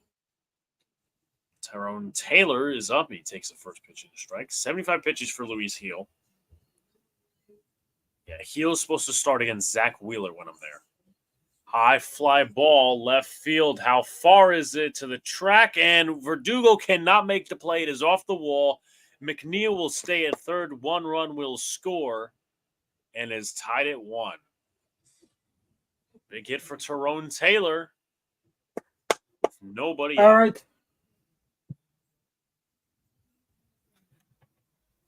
hope not, Brad. I hope not. If I was going to any away stadium other than Philly, I'd say okay. Tyrone Taylor, worst bunter. I Philly's the only away stadium I went to because back in '04, I was down in college in southern New Jersey, which was like in Blackwood, which is like 15 minutes away from Philly, and I had a cousin that worked in that area, so he lived like 10 minutes away from me. And he's like, dude, I'm going to pick you up. We're going to go to watch Mets Phillies. And how was that? So we went to 2 games. We went to one game where it was, we also went in '05 when the Mets hit like 5 home runs in the game. Piazza and Floyd back to back. That game, because it was like a blowout, Phillies fans had to start with me and stuff, but we left it because it was like a blowout win for the Mets. But I enjoyed it. I also went there with him for Sunday Night Baseball with the Giants and the Phillies when they had the big sign in left field. Ruth did it on hot dogs and beer. I was at that game and we were by the Giants dugout. And after Bonds hit the home run, people said they saw us when Bonds was walking back into the dugout on TV, which was kind of cool. So it looks like they intentionally walked, or let me hold on. Move for a second. They didn't even. Oh, so it looks like they didn't even score on the double. So it wasn't even a double; it was a single. What the hell? I guess Torrens is slow. I mean, well, speaking of former Yankees, former Mets, Michael Tonkin's in the pen. Okay, so I guess nobody scored on that. Because I thought, wait, is there an intentional walk? And I'm like, no, there's not. Nobody scored on that. He had to hold up for some reason, thinking is it Soto in left field? No, Verdugo in left field? It was Probably Verdugo left. He could have made that play. And Bader pops this one up to Soto. Very shallow, so unlikely that they'll send McNeil, and they won't. Is away. Disgruntled said this is the Phillies' year, or rather, it's their last great opportunity to win a World Series. The window is closing, and they have a very good team. Window is closing, and they have a very, very good team. I mean, they do have a couple of good prospects down in the minors that could help their window. Aiden Miller, shortstop. I think he's a shortstop. Also, they have Painter and Abel, 2 pitchers. I know I've heard Abel struggling right now in the minors, but Painter's been very good. It's just right now they don't have room for him in the rotation. There was a report earlier today. I saw that the Phillies are looking to bolster their rotation, and they are looking at a Crochet. And, I don't think Scooble gets traded now.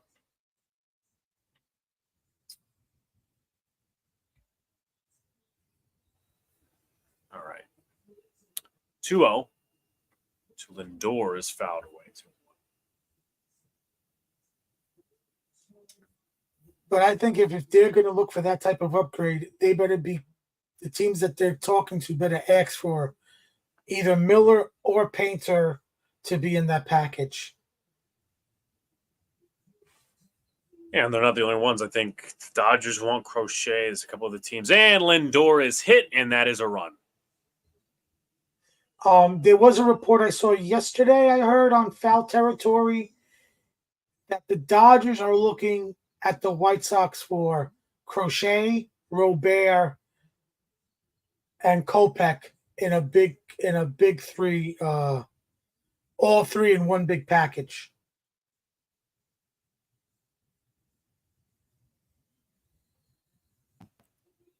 Right. So, and looks like the trainers are going to tend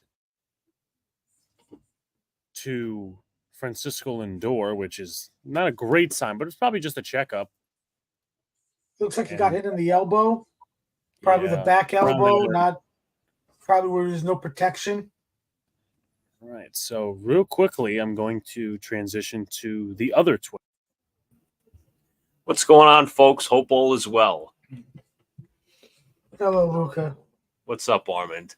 I see we're in a 1-1 tie. I was at work, obviously, and a buddy of mine, or a coworker of mine's a Met fan. He's like, "Oh, it's 1-0 Yankees, but it's a bit of a pitcher's duel right now. It looks like, I guess, Heel is struggling a little bit with his control." So Quintana too has a bit of a downstairs. So Lindor seems to be all right. He's going to stay at first as Brandon Nimmo will come up to the plate. Nimmo is 0 for 2 with a foul out and a ground out.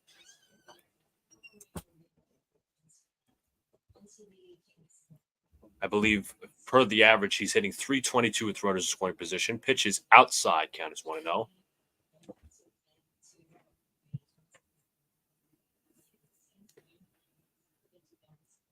Bases loaded, 1 out, the 1-0.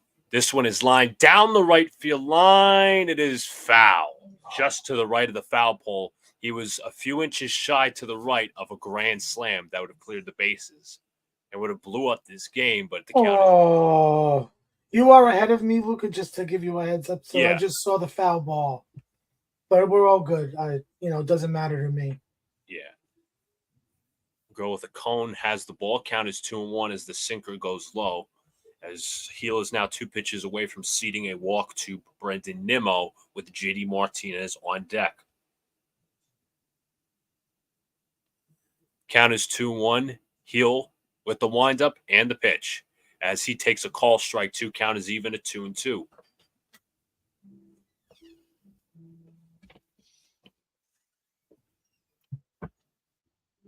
What's up, Brad? Hope all is well with everybody in the chat. 2-2. Pitch. And this is foul tipped out of the glove. No, maybe not, as Nimmo goes down swinging with the bases loaded, as that'll bring up JD Martinez with 2 outs.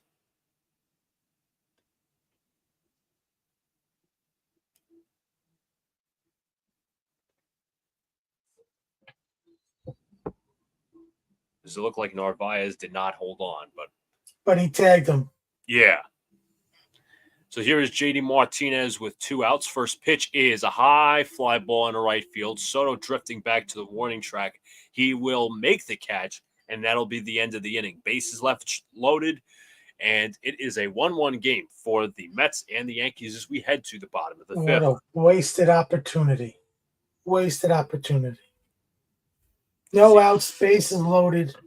Got lucky to get the hit by pitch by Lindor.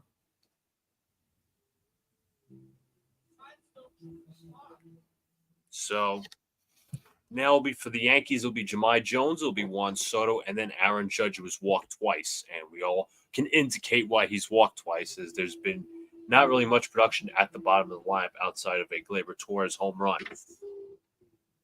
Opposite field for Gleyber today. Again, I've always said that Gleyber Torres works best hitting opposite field, but he hasn't had he's just had a really terrible year this year.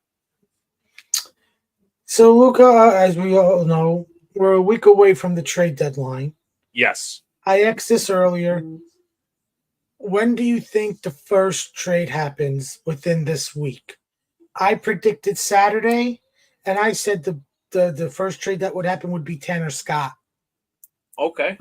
That's reasonable. Alex predicted Sunday because you would technically be 48 hours away from the trade deadline, and it might be the first trade would be like something small. So I would say maybe like a David Robertson in Alex's minds, maybe a Kirby Yates, but we don't know what Texas is doing yet. Because I also think that teams are giving themselves till Thursday night, Friday, that still think they're in it. Yeah.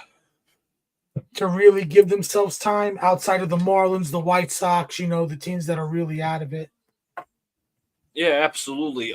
If I had to make a prediction, I'd say maybe Saturday afternoon. Like you see after those games where teams start to make deals and say, hey, you know what, maybe we're not in it this year or whatever. Like I know there's the pitcher from the Angels who might be available. I think his name is Carlos Estevez, if I'm not mistaken. Yes, he's a rental. Yep, he's a rental. I think he's due for a contract next year. I know the Reds have pitchers that are available on the last year contracts, just like Frankie Montas, former Yankee. I obviously expect a lot of pitching to go. I mean, Michael Kopech is pretty much available as well. So at the end of the day, I'd say like Saturday afternoon, because you made a good point with indicating where each team is. As Jahmai Jones swings as a terrible pitch, count is 0-1. Because, like, I know the Pirates are in it, but if the Pirates falter this week, they might look to trade a Chapman. Yeah. And he's on a one-year deal anyway, so it's a rental, obviously. So the count is 0-1 to Jones as he fouls this one off the screen. Count is 0-2.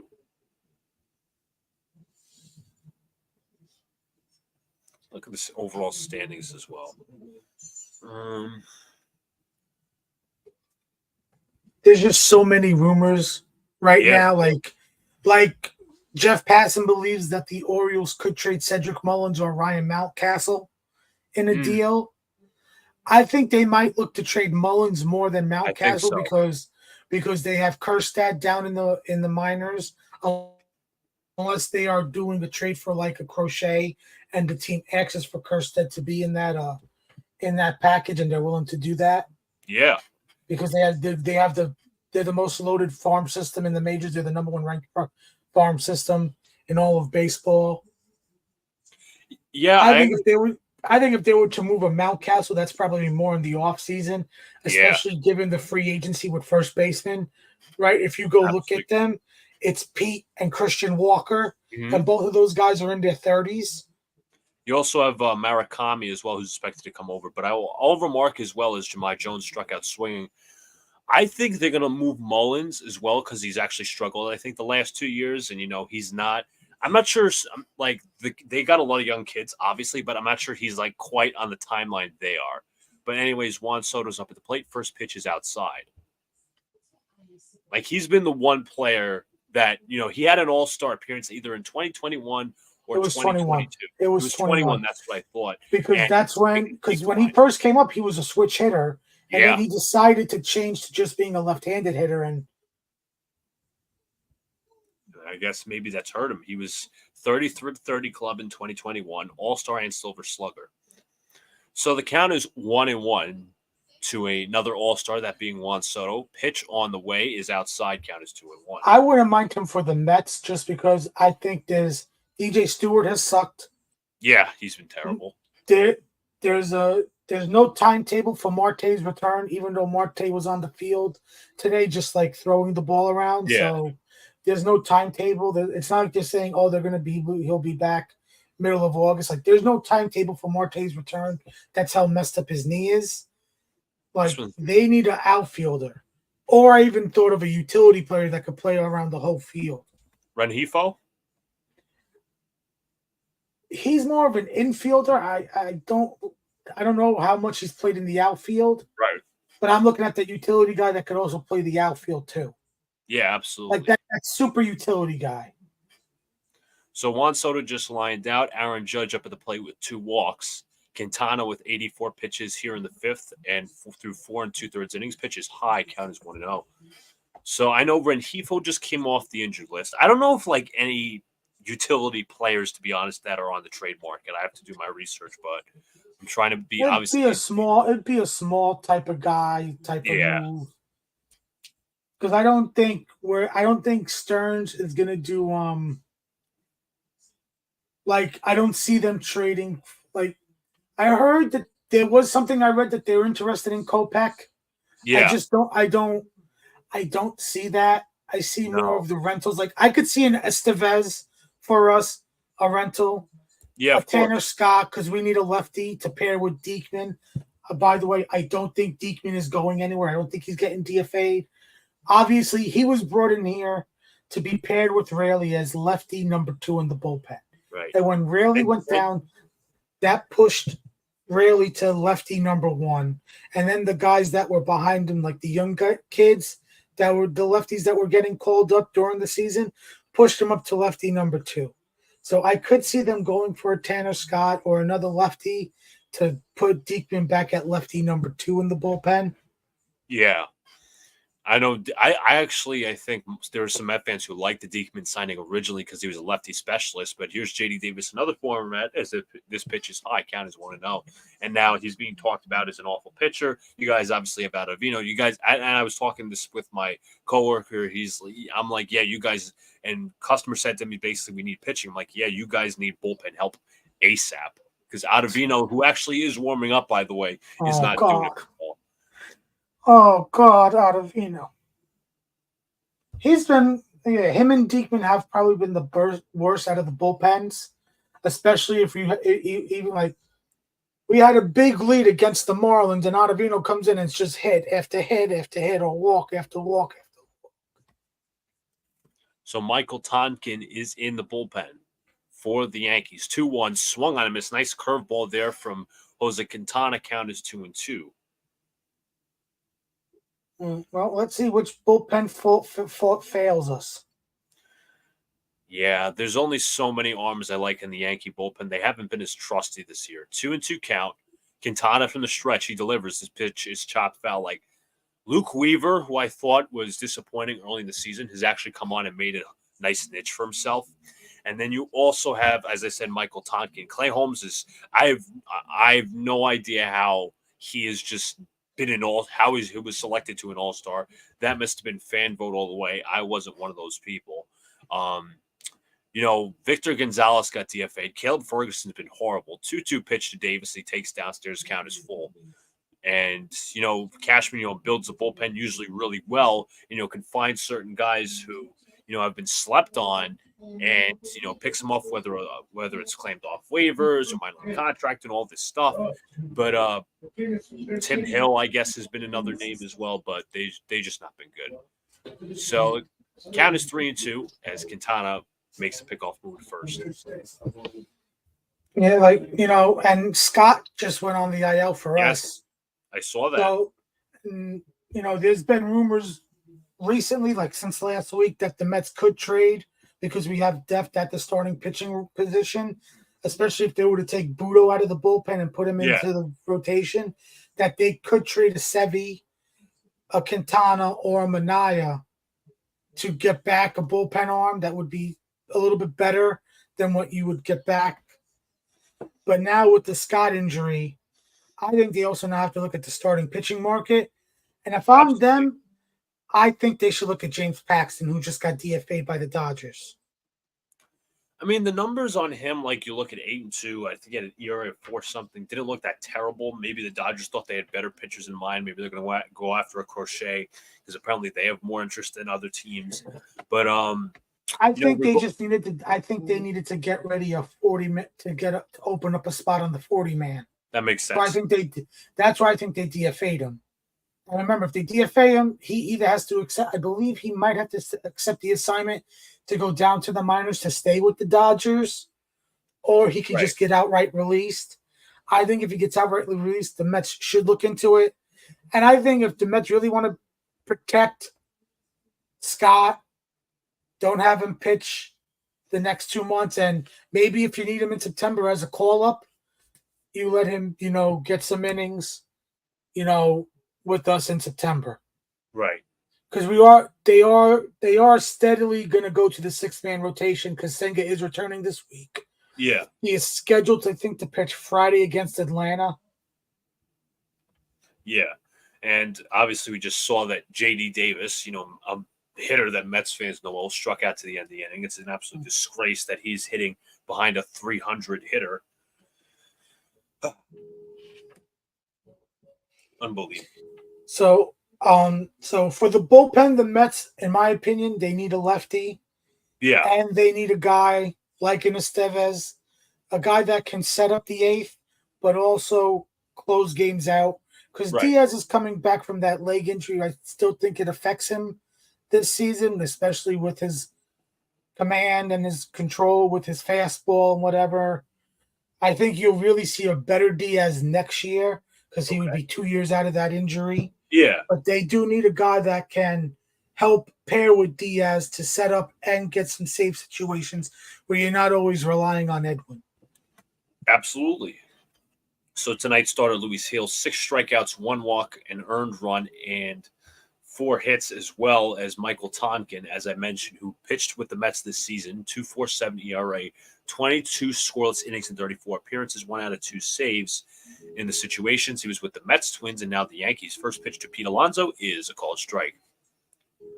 Now, let me ask this, Armand. I got to ask you an honest question here. Now, Pete Alonso's obviously in the last year of his contract. Do you think he's disappointed a little bit to where he should be playing at I'm not saying at another level, but do you think he's been Pete this year, like his usual? No, he hasn't been. He hasn't been Pete.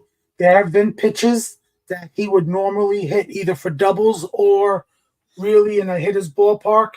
It would be out where he has swung and missed. It's been pitches down the middle, even maybe a little bit up and in.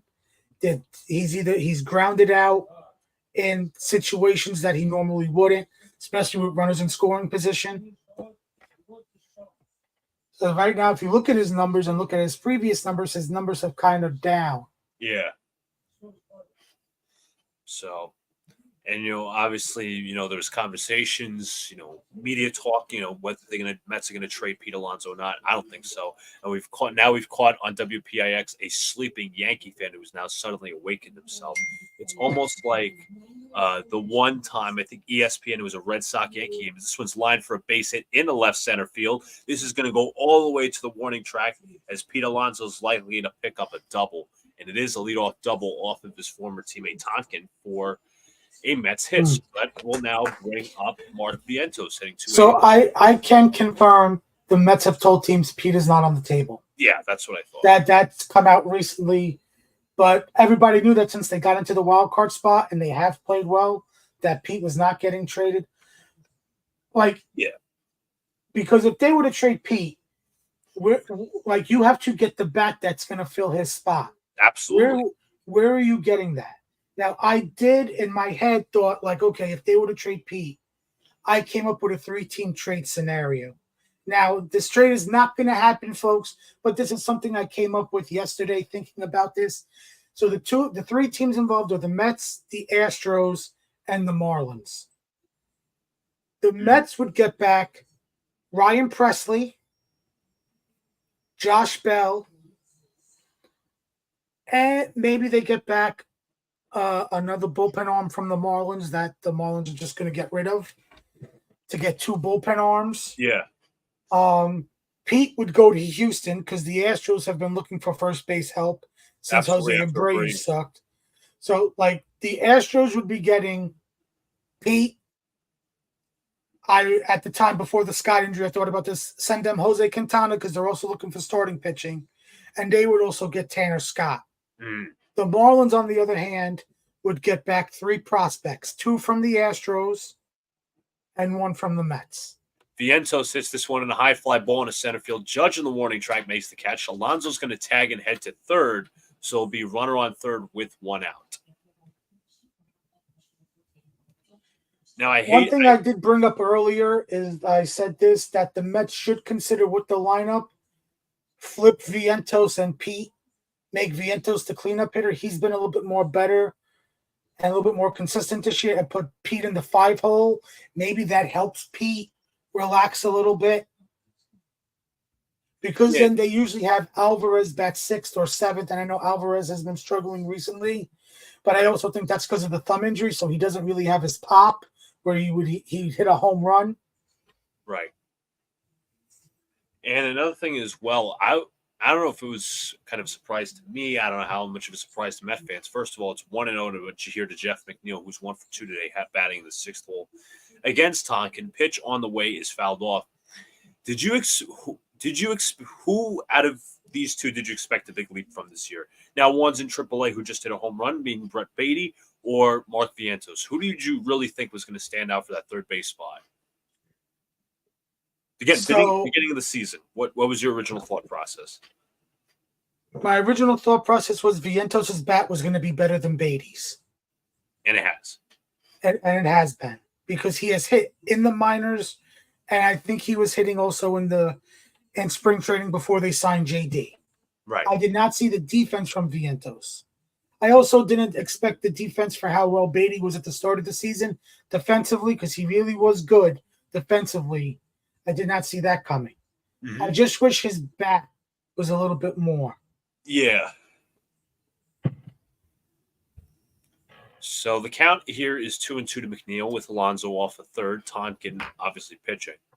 I also to continue with Beatty, because your brother did ask me, is Beatty done here? He is 100% done in my eyes with the Mets. I just don't, in my opinion, unless they got a controllable player in return and Beatty was a part of the package at the deadline, I think Beatty is traded more in the offseason for something. What that something is, I don't know. Maybe it's a controllable starter. Maybe they go to the Tigers. Maybe it's Beatty and another prospect for a Matt Manning. Maybe a Casey Mize. I know there's been rumors of Skubal getting traded now. I don't see that happening now. Yeah.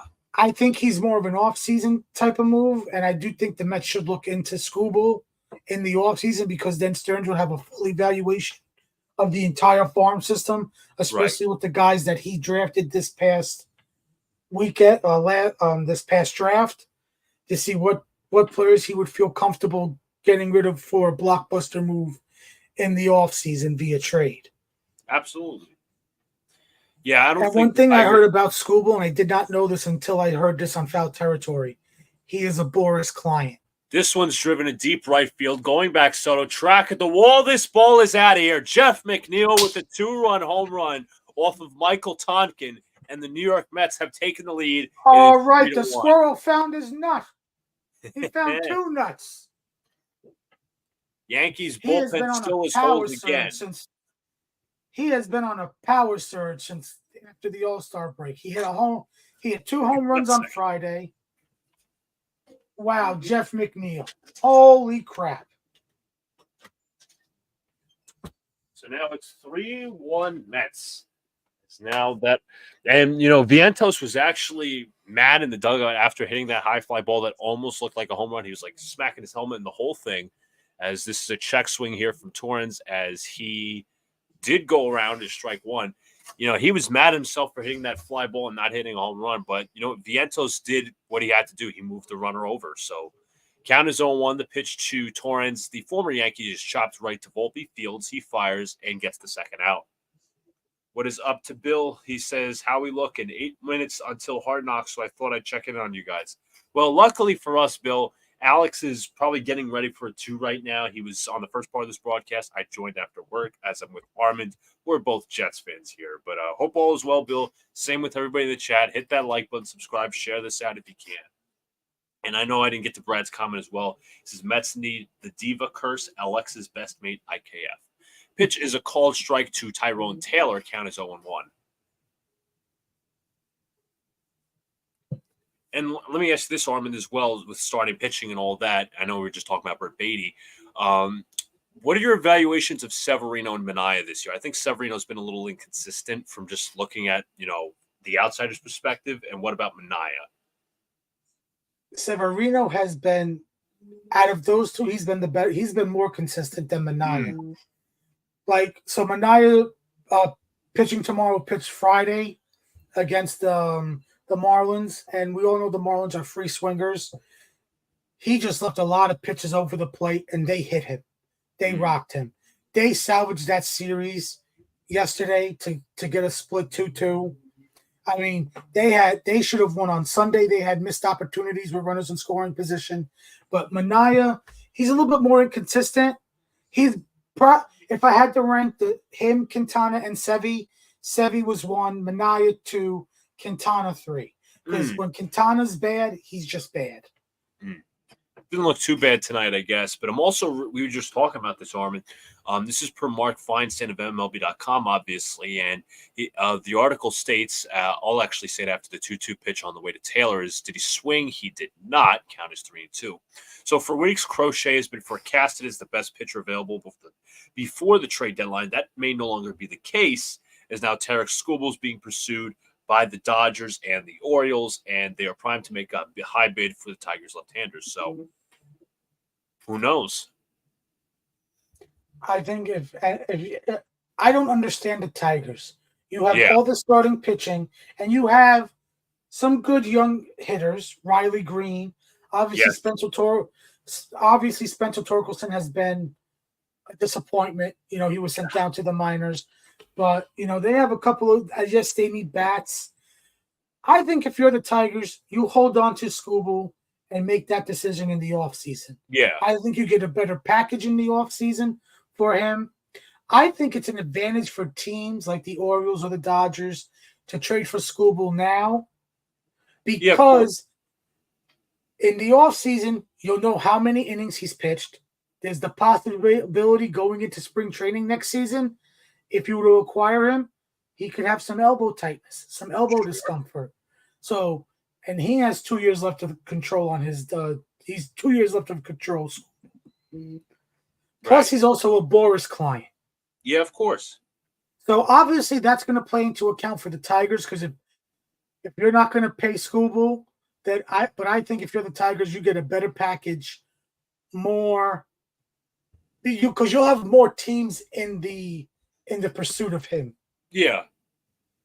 Because every team's going to have an evaluation of the farm system with all the players that they sign via the draft, international kids they bring in. Absolutely. I think you get more teams invested in. And think about this. If you look at the starting pitching market free agency,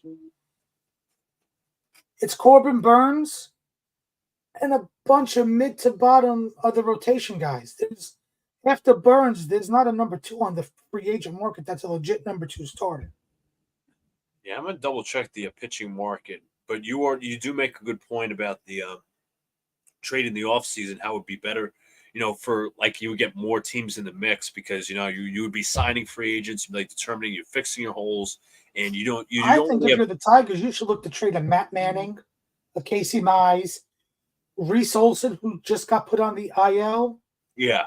But I think if you put those guys up, you might get good returns and you'd have more teams involved for those guys besides the Orioles and Dodgers. I think the Mets would look at them. Maybe the Yankees will look at it.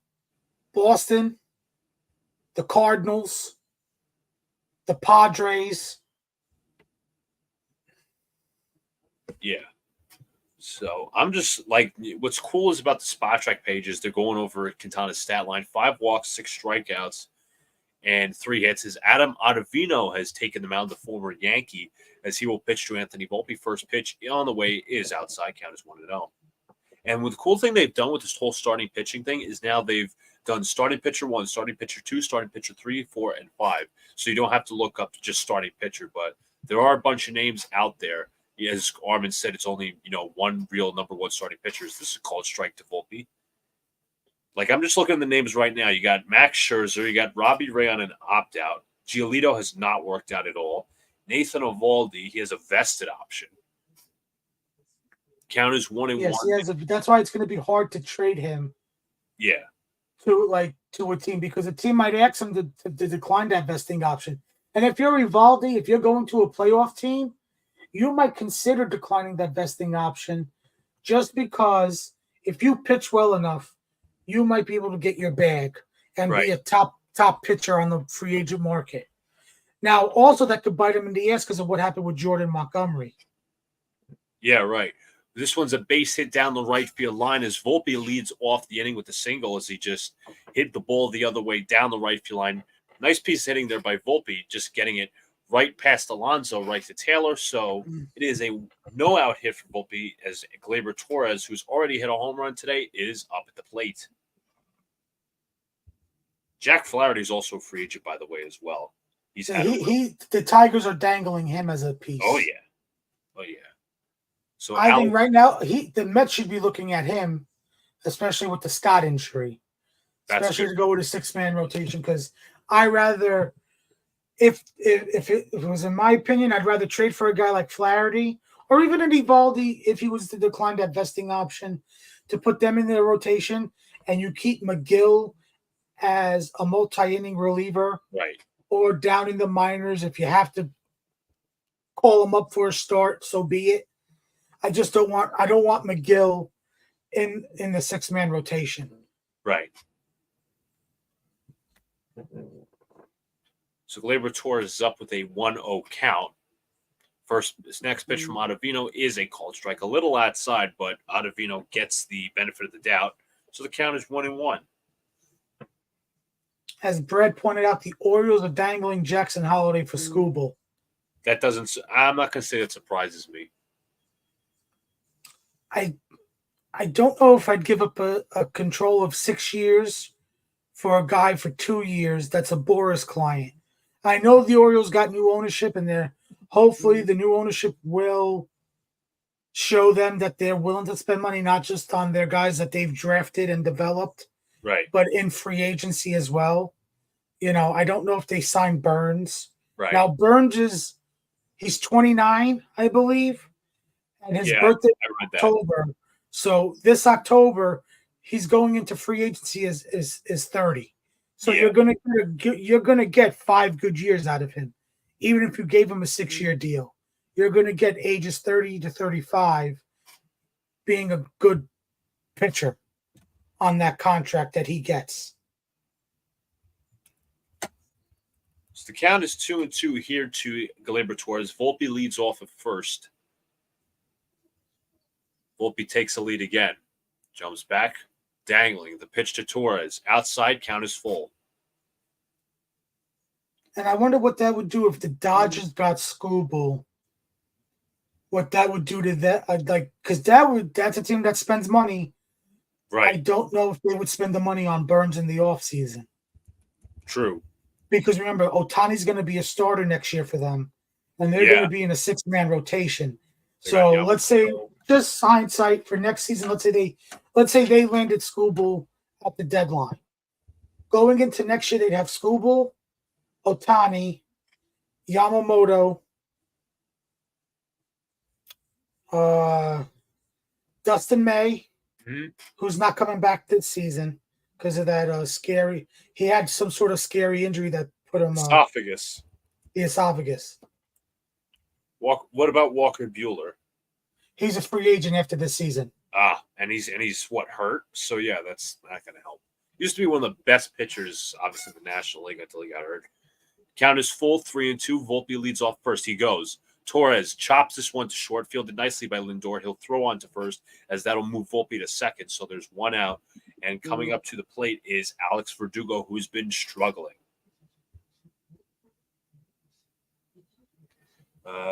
Brad says, but Godfather, you go into the postseason with Burns and Skubal at the top of the rotation. I trust Burns in the postseason. I don't know what Skubal's in the postseason. I don't know how good he's going to be. Yeah, it's one of those unknowns. But as long as you have, better starting pitchers around him, I guess it makes it okay. And what's the deal with? Is it Holiday and one more prospect for Skubal? If you're the Tigers, you need more than just 2 prospects, especially a Jackson Holiday. Exactly. Like if I'm them, I'm asking for Kjerstad, Mayo, and maybe 1 or 2 of their young starting pitchers, unless they're just majority known for their bats. This one's in the left center field. This is going to go to the wall. Bader will pick it up. 1 run will score. Alex Verdugo is into second with a double. It's now a 1-run game. So now they'll bring up Carlos Narvaez, the catcher. Like Burns and Skubal in games 1 and 2 is scary, but we've seen Burns in the playoffs. We haven't seen Skubal in the playoffs. Right. And that pitch was almost dead center, as now Carlos Mendoza looks like he's going to make a pitching change. It looks like he's going to go to the lefty, Alex Young, to face should I say Carlos Narvaez. So Ottavino is done. Only one, I'd say actually a third of an inning, should I say, for Ottavino. Can we DFA Ottavino, please? He sucks. 2 hits, 1 run, and 1 out only. Adam out the lead goes. That's what Brad said. My Met fan coworker who I keep referencing, he's like, "Is Adam Ottavino good?" I'm like, no. He had that one good year in 2019 with the Yankees. He sucked in 2020. He went to the Mets and he sucked. So he sucks.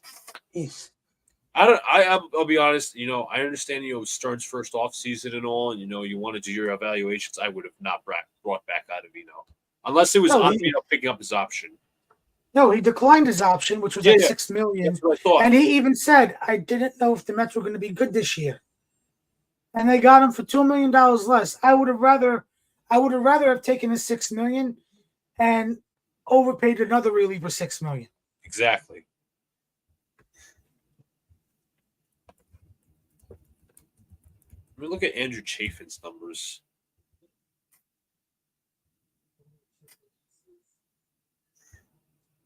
Not bad. I'm looking at Chafin's numbers. Maybe he's like, was he a free agent this offseason, Chafin? Yes, and he went back to the Tigers. Yeah, and he's actually had a good year by his numbers. I'll have to look at the advanced stats, but Chafin's always a pitcher I've been fixated on for the sinker. Yeah, they got him in the bullpen. They also have I think it's Lang or Foley in the bullpen that they could trade. Foley's their closer, right? I think so, yes. Jason Foley. But they might, because I think like the Nationals with Finnegan and Harvey. Right. Like they could trade a couple of their bullpen arms. Well, Hunter Harvey's already with the Royals, so yes. Now the Royals are actually in the wild card, which, obviously when you spend a little money, you improve. Seth Lugo. They got I'm trying to think of the one guy's name. He's a left-hander, their starting pitcher. He's actually really came on. I was watching the YouTube video, but regardless, Alex Young spent some time with the Reds this Cole season. Raggins, who they got in the trade they got him in from the Rangers. Yeah, Raggins. What was that? The Chapman trade? Yes, that was the Chapman deal. So now Austin Wells is up at the plate for the New York Yankees. Count is 1-0. He's been on a hot streak lately. This pitch is outside. Count is 2-0. This is kind of odd to pinch hit a lefty while a lefty's in the. Wells hits actually lefties pretty well, or at least above average. And I don't know why the Yankees sat him today, but that's the Yankees being the Yankees. I'm sorry to tell you.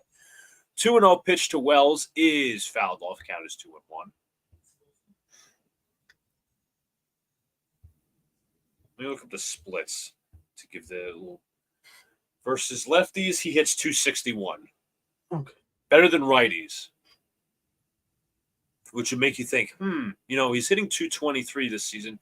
Let's put him in a position to succeed. Count is 3-1, by the way. And of course, typical Yankees, again, just saying this right now, is sitting two of their hottest hitters, which is no surprise to anyone. No more in this organization believes in hot and cold. Wells swings and hits a high fly ball in the right field. This will be caught by Taylor. He will make the catch as Alex Verdugo tags and heads to third, as it's 2 outs with Verdugo leading off of third. Now this will bring up DJ LeMahieu, who was inevitably sucked this year, hitting 186, but regardless, he's 1 for 2 today. 512 OPS. I think he has like a 220 slugging, which is the worst in baseball. Mm-hmm.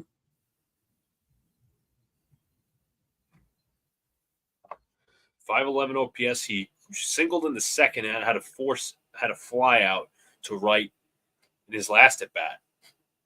Young from the stretch. The pitch in there for a called strike count is 0-1.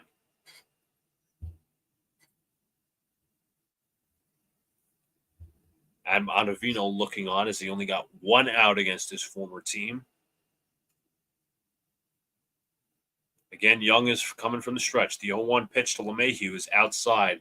Changeup going down and away. Count is 1-1.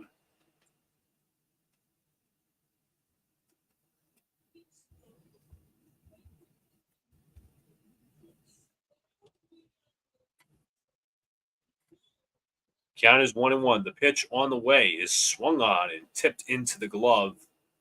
And the count is 1-2. Into the glove of Torrens that time. So I'm not watching the Yankee game on Yes. I'm actually watching on Pix 11 because my Yes network has been having issues of late. Their name that Yankee actually, who was with the Mets, obviously they do it between two teams. The 1-2 pitch is downstairs. It was actually Bobby Abreu who had a brief stint with the Mets in 2014. Yeah. Wasn't that good. No, he was cooked by that point. He was a Philly for a number of years and Yankee for 3 years. Angels, Dodgers, and the Mets. 2-2 pitch from Young. Lines right at McNeil. He fields, he fires, and DJ La ground out strikes again as he ends the inning.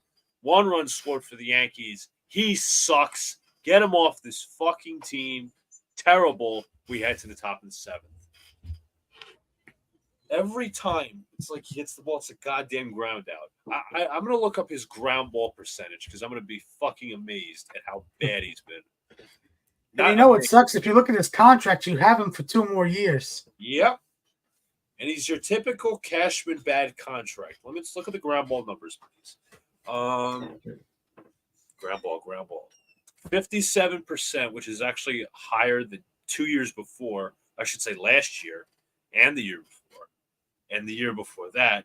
He actually had around the same ground ball percentage in 2020, but he won the batting title. But even regardless, he stunk. So regardless, as I say, he's going to stay with the Yankees. Cashman's, going to be an arrogant, egotistical prick. He's going to stay. He's going to keep getting at bats because Cashman doesn't want to admit he's wrong. Look how long he waited for Aaron Hicks. Look how long he waited for Joey Gallo. Sorry, that's the truth. Never-ending cycle with this stupid team. Let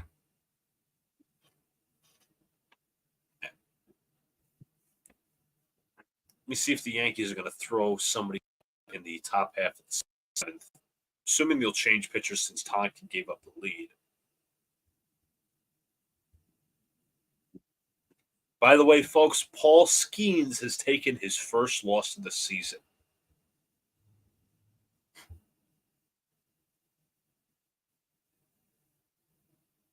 Diva leaves and we're losing. What the hell? What's up, Jacob? Hope all is well. Trust me, Jacob. The Mets bullpen is just as bad. Yep. If you combine the 2 New York teams this year, the lineup is number 1, the rotation is 2nd, and you could just put the fucking bullpen in the Hudson River. Exactly. Exactly. I mean, we have 2 good bats. Judge, Soto, maybe Wells is hitting well, and Ben Rice too. But again, who might be your first baseman next season? Wells? No, Rice. Oh yeah, Rice. Rice has been playing first base, but again, I referenced earlier that the Yankees don't exactly like playing hot hitters. Call strike to Harrison Bader from Tonkin. And the comment, this was made, I saw this while I was on my trip overseas, and Aaron Boone's like, I like to play the cold players so I can try to get them hot. And I'm like, God help me. This is one of the stupidest things he's ever said. Count is 1-1, by the way, so Austin Wells takes over as catcher. But Aaron Boone, folks, says a lot of stupid things. Do you think this is his last year, with the exception of winning the World Series? This one's fouled off. But do I think it's his last year? That's hard. Like, if I, in my honest opinion, out of heart, not a heart of hearts, this is full-on objective. There's another Mets. This Jose Budo is actually warming up with the pen. This is outside 2-2. If they get to like the division series and lose in 4 games, or they lose the wild card round, I think Boone's gone. Or even if they miss the playoffs, but I think obviously he's not a leader, and I think he's what the Yankees actually want in a manager, being a complete wuss to say the least. And he'll. Again, it's not that I obviously don't like Aaron Boone a lot, and I've said he should have been fired since 2021 before they gave him the new contract. But I think the Yankees are going to find another manager of his caliber and, another puppet, I guess. Even Boone doesn't know how to make decisions in game, but it's going to still be the same bad roster that Cashman runs out. He's going to have one shiny piece or two, and then there's going to be no depth whatsoever. And we're going to keep doing this merry-go-round until Cashman retires. 2-2. Bader, did he go around? He did not, says first base umpire Andy Fletcher. Count is 3-2.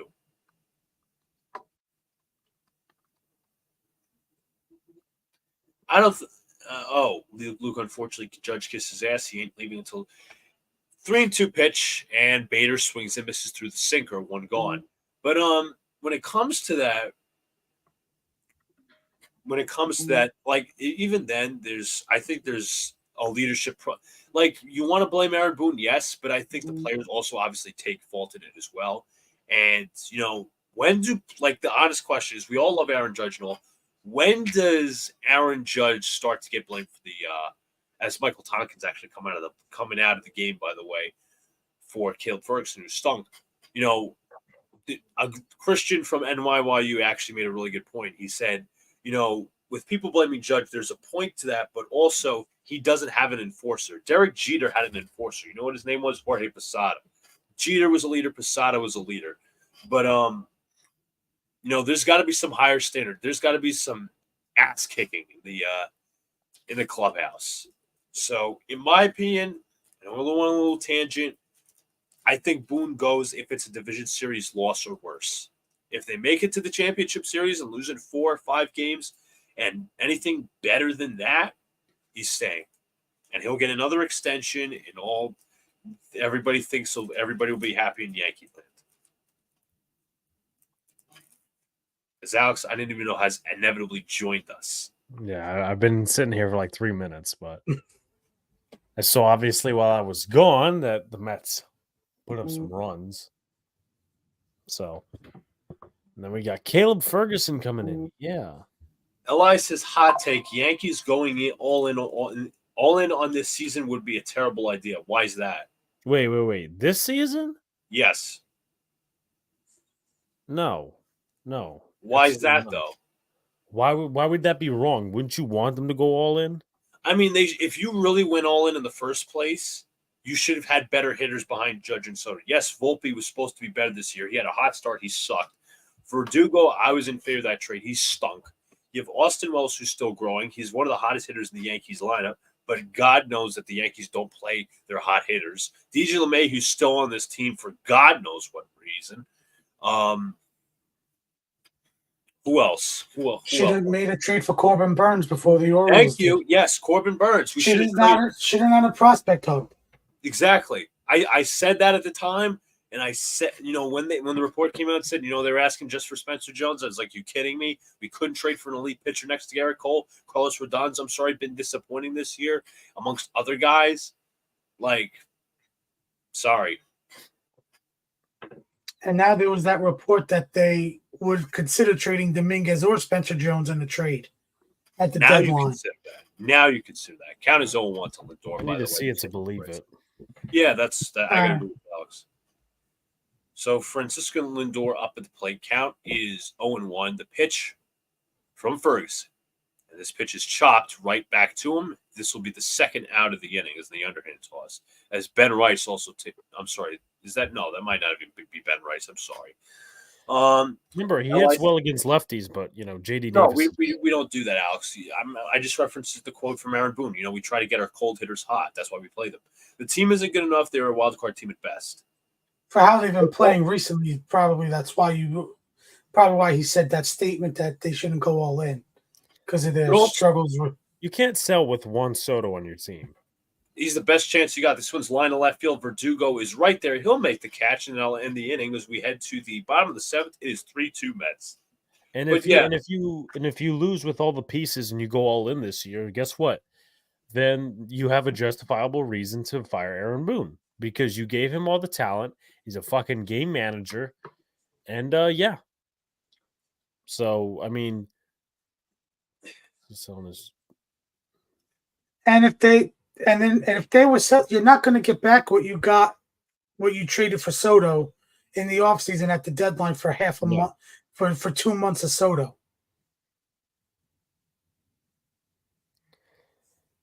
Well, and outside of Soto, what else are you selling that's going to bring you back prospects that you're going to love when they're probably mid to below average type of prospects, just like filler? Exactly. For the system. Exactly. 100% on it. Yeah, you're not getting much back. You're getting a lot of guys in free agency that other teams are not going to value unless, they're in free agency.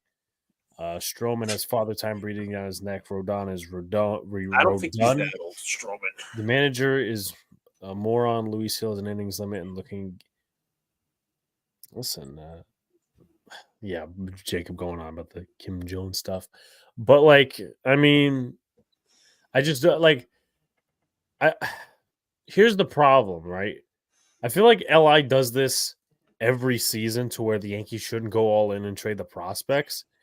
And like in other seasons, I would agree. Like last year, they should have just traded the guys. They should have just traded guys or, sold, but they didn't.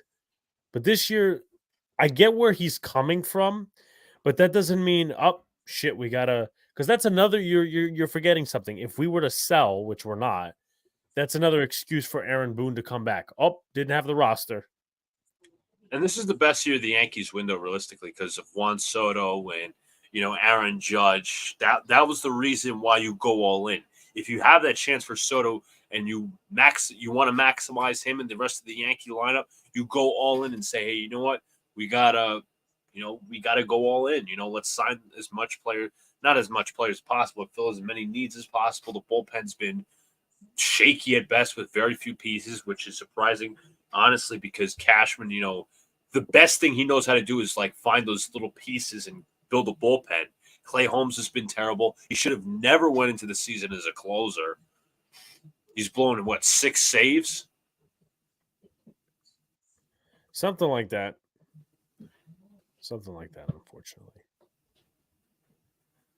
So a lot of Mets fans here in attendance for obvious reasons. We are in the bottom of the 7th as Daniel Nunez will take over for the New York Mets. And Jahmai Jones, for some reason, is batting leadoff as he's 0 for 3 with 2 strikeouts. Li, but why are we waiting a year with a similar team? Like, how many years are we going to wait to actually maximize? And you're wasting another year of Judge. Exactly. And you're wasting another year of Cole. And a lot of Yankee fans, you probably guys know this, Cole has an opt-out after this season. Yes, he does. But that opt-out is not really an opt-out. He opts out, but the Yankees, for his opt-out to not go into effect, tack on another year at $36 million. Can I say something real quick? I'm looking at the screen here. Trent Grisham replaces Jahmai Jones, but why not Ben Rice? Jahmai Jones is the DH. I agree. Why is not Ben Rice playing? This team can't do it. It's been the same damn movie for the past however many years, and nothing will change. But like, Li, your attitude has never been go all in. Like imagine Luca and Armand saying the Jets should sell at the trade deadline. That is the exact attitude. And Aaron Rodgers is playing. And Aaron Rodgers is healthy. Exactly. That is the exact attitude. Go in. If you don't have the coach, fine. Then you sell your pieces. Everybody's gone.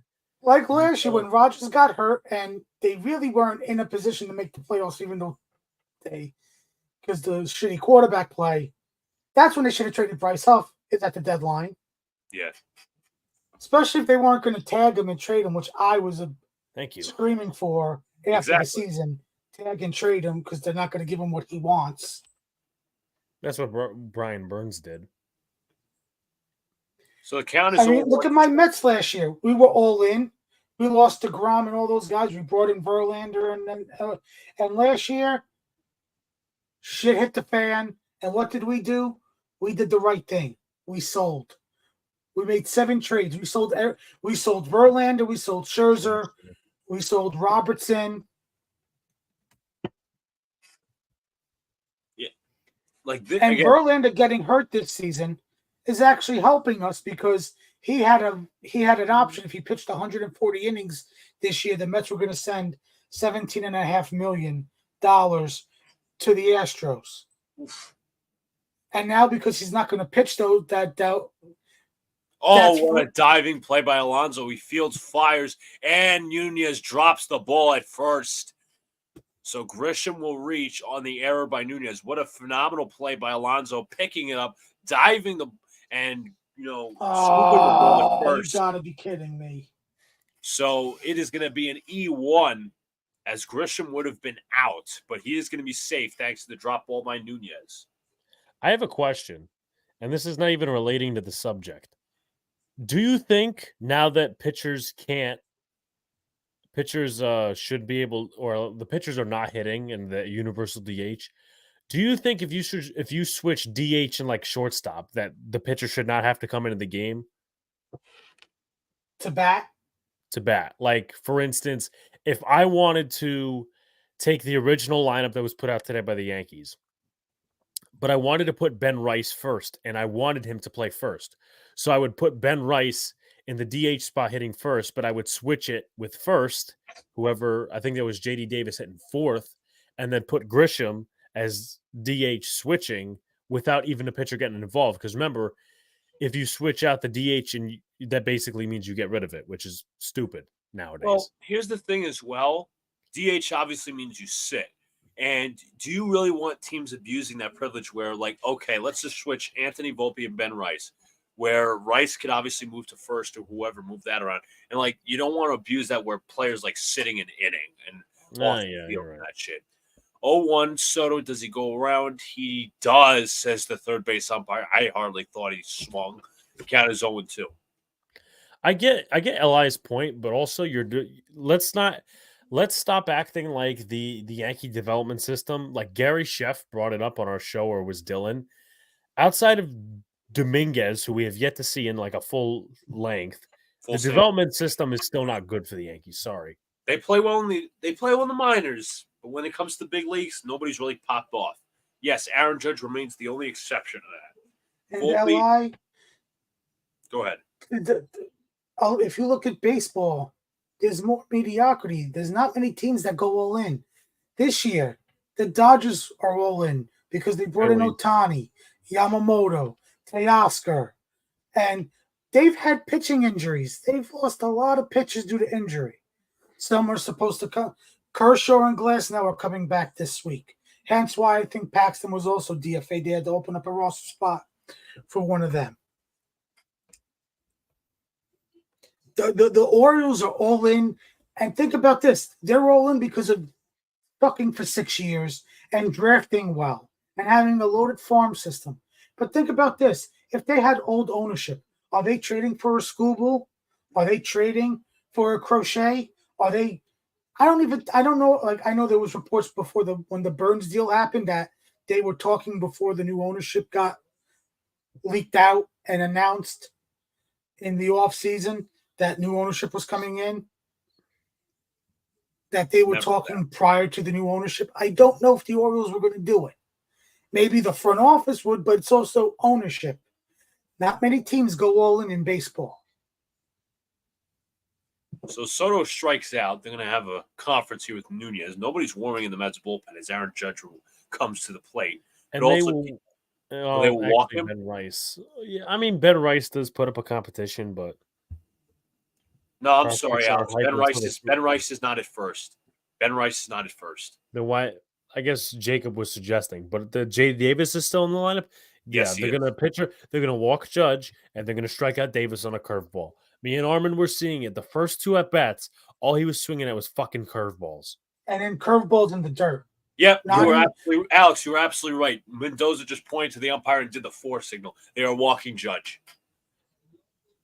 Absolute fucking disgrace that Aaron Judge is being walked here. And fucking JD Davis is sitting behind him. He's going to grind into a fucking... Oh, never mind. They're actually going to pinch hit. Ben Rice is coming to the plate. All right, good. I'm sorry. I was about to rant there if JD Davis was about to come to the plate. On Judge's second at bat, it looked like they were pitching around him, and I brought up, yeah. I said to Alex, I said, why pitch around him? Just do the 4 and walk him instead of having Quintana at the time waste pitches. Exactly. Just give him the 4 signals. So Nunez will now face Ben Rice, who's been one of the Yankees' hottest hitters. Now coming off the bench, Nunez from the stretch, 2 runners on, Judge at first. The pitch, swing and a miss here by Rice, count is 0-1. Leading off the second, Who are you getting? What It's prospects Griffin. are you getting for Stroman? Oof. You'd get me, Armand, and Luca in a package deal for Stroman. That Count might his be too own- rich for Stroman, Alex. I mean, we're better than that. I mean, come on. Let's have ourselves to a higher standard. Yeah, let's raise the expectations there. 1-1, by the way. Like that's not. I And mean, doesn't Stroman have an like an innings option for like a He third does. year? I think he has an option, something like that. Like if he pitches 140 innings next year, he gets a third year on it. Something like that, Arm. I'll look it up for you. 1-1. Rice takes a call, strike 2. in the position that they're in, the Yankees are not going to sell. Ownership will not let it happen. General managing will not let it happen. It's just not going to happen. And you will never see a full rebuild in a Yankees land. In a Yankees world, you will never see a full rebuild like what happened with the Orioles. Because guess what? The fucking stadium would be empty. Pitch to Rice. He grounds it to first. It is foul as Alonso stepped on first, but it's foul. Not even the Do you think it'd be that empty, Alex? Because there's a lot of tourists. There's a lot of tourists that come That's to what New makes York. Hal the money, Armand. You're absolutely right. That's what makes Hal the money. Those tourists. I understand you guys not going and fans such as yourselves not going being empty, but just because you get tourists from other states, other countries, that they would still make the money. Yeah. But to But mention from a very passionate fan such as yourselves and other Yankee fans, yes, I could see you guys not going. Yeah. 100%. And like, here's the thing, right? Because quick thing, real quick. Count is 1 and 2. The pitch to Rice is outside. You were saying, Alex. Luca was having a conversation with our old co-host. I'm surprised that didn't hit the bag. Our old co-host Donald, because he's in New York, and we were gonna say, hey, listen, let's meet up. I mean, we're gonna be meeting up later this week.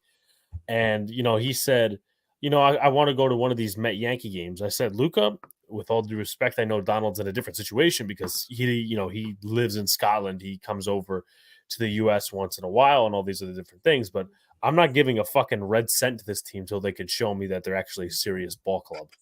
Absolutely. That's my thought process. I'm sorry. Also, as well, real quick, count is 2 and 2, by the way. I'll mention the Stroman details in a second. 2 on, 1 out, 2-2 pitch. Rice hitting 200, although his OPS, I think, would indicate pretty differently.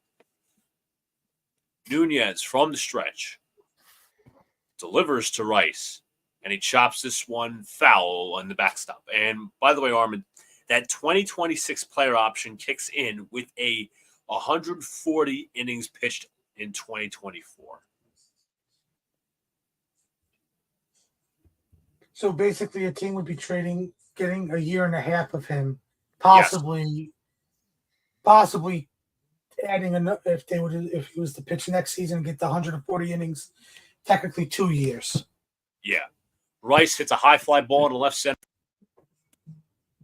Bader back at the warning track. He crosses right into left field, makes the catch. He will throw it to the cutoff man. Grisham holds at second, and 2 gone. I'm surprised Grisham didn't even attempt to go to third. Well, why would you trade Stroman if you're not gonna? I just don't like if you're not making serious changes. Like, why are you failing to go all in? You've been in the same. Let's be real. Just because he's $18 million. I mean, like, what are we talking about? Let's be real. The Yankees have been in the same place for the past, 6 years? You're not getting Drew Thorpe back. The White Sox are not giving you back Drew Thorpe. No. Why would that, other than Cashman wanting to be a smartass, why would that happen? It wouldn't. The White Sox cherish their young kids. And they're in a fucking rebuild right now. Like they're the worst team in baseball besides the Athletics and the Rockies. And the they're Marlins too, but they're like that's their only hope, those kids. Like Prochet is one of their only hopes they're going to trade. As Volpe grounds to third, and we leave 2 runners on. This is excellent. Good job, Yankees. We can't hit with runners in scoring position at all. Good job. Woo! Yeah, $300 million team. Yes. And Drew Same Thorpe's not doing too bad in the big leagues. as the years before. Cannot hit with runners in scoring position. I am excited. They're not trading Drew Thorpe, who they got for Dylan Cease, for a catcher. That's not Or a Dylan prospect catcher. Dylan Cease. Drew Thorpe is 3-1 with a 3.03 ERA right now. That's probably the second best pitcher they have on the White Sox right now. For right now. For right now. And they're going to build around Drew Thorpe in that rotation. Soon to be first, because they'll trade Crochet, as Armand is basically mentioning. Like, I don't, like, what? And think about this. The White Sox didn't get Thorpe from you guys. They got Thorpe from the Padres because of the Soto deal. Exactly. For whatever trade that was that they made. What was I going to say? Shit. Which to me made no sense. I thought the Padres should have kept Thorpe and just put him in the rotation. Right. I think he would be doing what Dylan Cease is doing right now for them. And another thing, real quick. Can you get Cease's numbers up and compare Thorpe and Cease? If you're trading for Drew Thorpe, in my opinion, you're playing checkers, not chess. You're playing checkers. Let's see. Dylan Cease and Drew Thorpe. And mind you, and Cease is 2 years of control. Cease right now, 9-8, 3.76, 21 starts, 159 Ks, and a 202 opposing average. Drew Thorpe in the big leagues. 7 starts, 3.03 ERA, 3-1, and a 162 opposing average, and 24 strikeouts. LI says the Yankees need to get younger. No, here we go with that argument again. Let's continue. Let's continue to act as if the development system for the Yankees has been hitting like the Atlanta Braves. You know how they can get younger? And I'm gonna say this: fucking re-sign Juan Soto. Don't be pussy. Spend the goddamn money. He's 26 years old. If we had young players like the Braves or the Orioles, where these guys are constantly developing and sprouting, that's understandable. Yes, obviously, Armin brings up a great point. If you want to get younger, you re-sign Soto. But you also got to figure out who the fuck's your third baseman. It's not DJ LeMahieu or Oswaldo Cabrera. Cabrera's a utility infielder at best. You're telling me we're going to wait for Tyler Hardman? No. Alex Bregman. You're going to sign a 31-year-old Alex Bregman. Martinez grounds it. Nice play by LeMahieu at third. He fields, he fires, and he gets the out at first. Okay, so Torres is gone next year. He stinks. Ben Rice is probably going to be your first baseman. As you hope. You hope. Rizzo has an option next year. The Yankees probably will decline it. Volpe's your shortstop, even though I'm sorry he's disappointed this far. You know what? It's not even I'm sorry. It's true. You don't have a second baseman. Verdugo's a free agent. So you have Judge, you have Dominguez in the outfield, and then obviously you got to re-sign Soto. And there's so much to talk about, but Alonso's up at the plate. First pitch is a called strike. Mind you, that pissed me off in May because fucking Mets fans were talking about Soto. I'm like, guys, the season just started. Exactly. And I said to myself, this is the problem with Major League Baseball. The season starts, you're in May, and people are talking about free agency, which doesn't happen until goddamn November. Base hit left field for Alonso. He's 2 for 4. Like, I don't understand why Yankee fans are to blame, Li. Yeah, let's. It's Brian. And you know what? Chef Jr. brought up another great point. He made a lot of great points, so I continue to reference him. The Yankees have never traded like a legitimate top prospect for a star. They waited till Soto's market slightly dwindled and traded for him. If their owner didn't die and they didn't have to shed money, Soto's on the Padres this season. Yeah, 100%. Because that dude was committed to winning. Here's Vientos. First pitch is outside. His estate owns the Padres, and they might have to do the same thing in the offseason. Yeah. Dylan Cease might be traded again. And it's a team now going to have 1 year of control of Cease after this season. He's probably gone. 1-0. Vientos with a high fly ball down the left field line. This will get all the way to the wall and bounce up into Verdugo's glove. Alonso will stay at third, going to second and being Oh, he's safe at second. Vientos gets in with the slide. A sure throw from Verdugo looked like he was going to get Vientos at second. He gets around the tag, and he is safe. All right, don't waste this opportunity. Let's bring in a run, boys. Here's the thing with getting younger. Yes, we understand that. There's two things. It's twofold. How long are you waiting for? Yeah, he is safe, by the way. He is safe. Good slide by Vientos because he gets that right arm around. Poor angle there from Torres, but what am I surprised? He is safe. They need to be proven. A. B. How long are you taking on this development thing? Because you have Judge, Cole, and Stanton to maximize. McNeil takes a pitch in there for a call strike. A little inside, but Weaver gets the benefit of the doubt. LI, serious? LI, media pressure. It's the New York market, dude. It's the biggest brand, arguably. All right. Hold on. Stop for a second.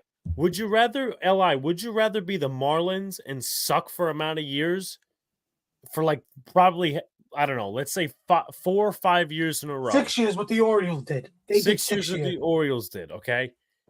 Or would you rather be in constant contention and really never use your prospects at all? I think I'm going to take the latter. Of course, there's. And as I'm the Met fan here, the only reason why we were in this situation is because we got new ownership. Exactly.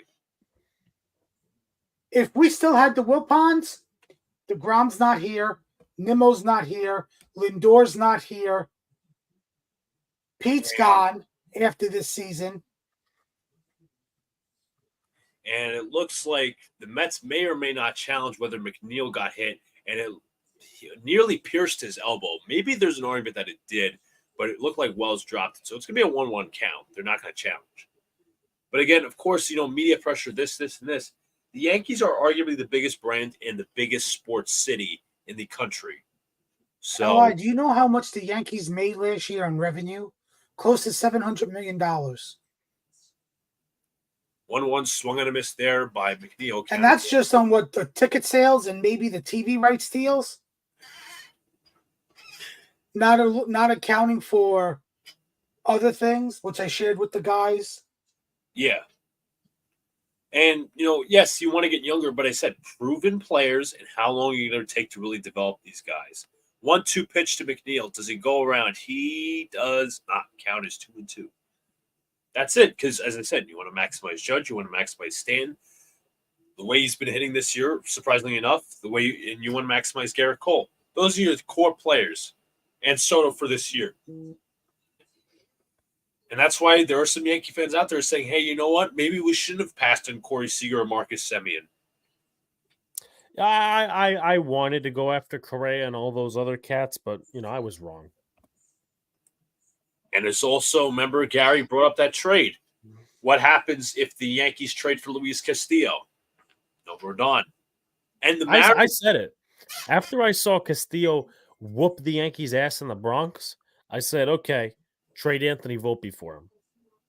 Pitch to McNeil is high, count is full. And people thought I was fucking nuts. And, the Mariners, they're struggling with bats right now. Like, they're hitting almost 220 as a team. I'm not sure how that accurate is. I was watching a UT video on that. But their pitching is really their offense is dreadful. Scott Service yesterday, like at his press conference, if you could look it up, he looked defeated. Like, he is sick and tired of this. Like, they have the pitching, they just don't have the hitting. Count is 3-2, the pitch, and McNeil walks. Bases loaded with 1 out. What's up to Vinny? Hope all is well, brother. I haven't spoken to you a lot on Twitter, but hope all is well. It's just in time for training camp. Yeah, we also had Afram in here earlier. Awesome. I hope Afram's well as well. I haven't spoken to him in a while. He's doing well. I messaged him and told him that I was going to be on with you guys today. Awesome. But again, I'm trying to look at some other comments. Yankees would have young players if the Yankees fans were dipshits and give up on the young kids. Like, are we supposed to wait long for Jorge Mateo, who's now on the Orioles? Like, what Yankee prospect has exited the Yankees and done well to say to say Josh Smith is a fair exception. because we traded fucking fuckface Joey Gallo, who I said do not trade for him. He stinks. He is the Rangers were a bad team then, and Gallo was a home run or bust player. He's stunk since 2021. What team is he on now? What, the fucking Nationals, if I'm not mistaken? Yes, he's on the Nationals. Yeah, he stinks. He stinks. And we traded what? Ezekiel Duran, Josh Smith. Fucking, Rangers can develop talent. Look how much young talent they have. I know they're doing some sophomore slumps and shit. Evan Carter, Josh Young's hurt. But we don't develop talent. That's the problem. But they also they spent money. Think about this. Exactly. Last year, Semien. talking about last season when they won the World Series, that offseason before and basically prior to them winning the World Series, they spent a combined $800 million. So it's just not having a frigging farm system. It's also spending money, which a lot of these teams don't do. Exactly. Inside the Torrens counted. On the Major League roster. Exactly. 100%. You know how much of an embarrassment it would look if Hal Steinbrenner spent the amount of money that the Tampa Bay Rays did? Can we talk about the Rays? Like, I get it that they have found a way to be successful, but they haven't won a goddamn World Series. They haven't even been to one. I mean, no, they got to one. No. I know. Count 2020, Armand, but like, what's the farthest they've made it? I mean, what, the championship series against the Astros since 2020? Maybe. I think the Astros, did they beat the Rays when they won the World Series to get to the World Series? I feel like 2022. I know they beat the Red Sox once. They also beat the Rays once. That's 2022 ALCS was obviously the Yankees. 2021 ALCS was the Red Sox. I feel like maybe it was a divisional series thing. But yeah, if you want to talk about another organization who's been in the same place for how many years, that's the Rays. Like they can develop pitching like none other, but they don't spend money. That's the problem. And they just got approved for a new stadium in St. Petersburg for $1.3 billion. And that's not even going to guarantee that they'll spend more money. Exactly. They can pull a Raiders. Brian brought up the stat about what they're spending on their roster. Well, look at the A's. The A's supposedly told Vegas that they're going to spend money when they get there. Yep. I don't trust Fisher, the worst owner in all of sports. The worst owner in all of sports. Luca just sent you a tweet. The trade would how so? How would it screw the Yankees? What screwed the Yankees? The Castillo trade, if it ever happened. Oh, you get a second good pitcher next to Cole. Oh, nice. You don't even spend money. You don't even spend money on Carlos Rodon if that's the thought.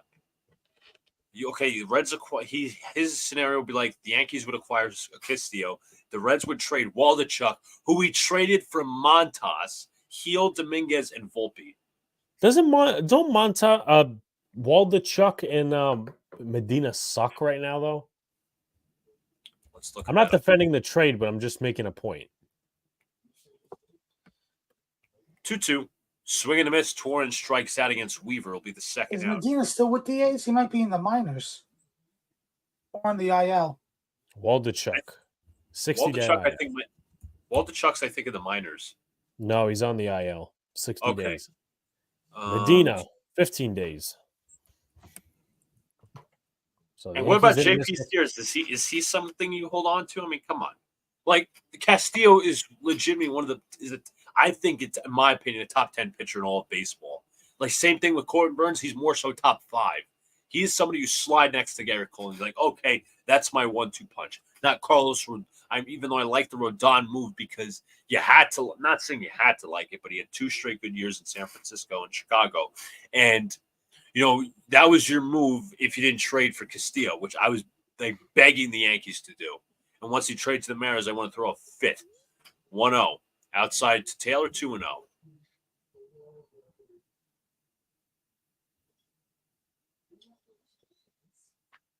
The closest the Yankees came to a sell-off was 2016. That's true. Beltran, Teixeira, Ivan Nova, Brian McCann later on.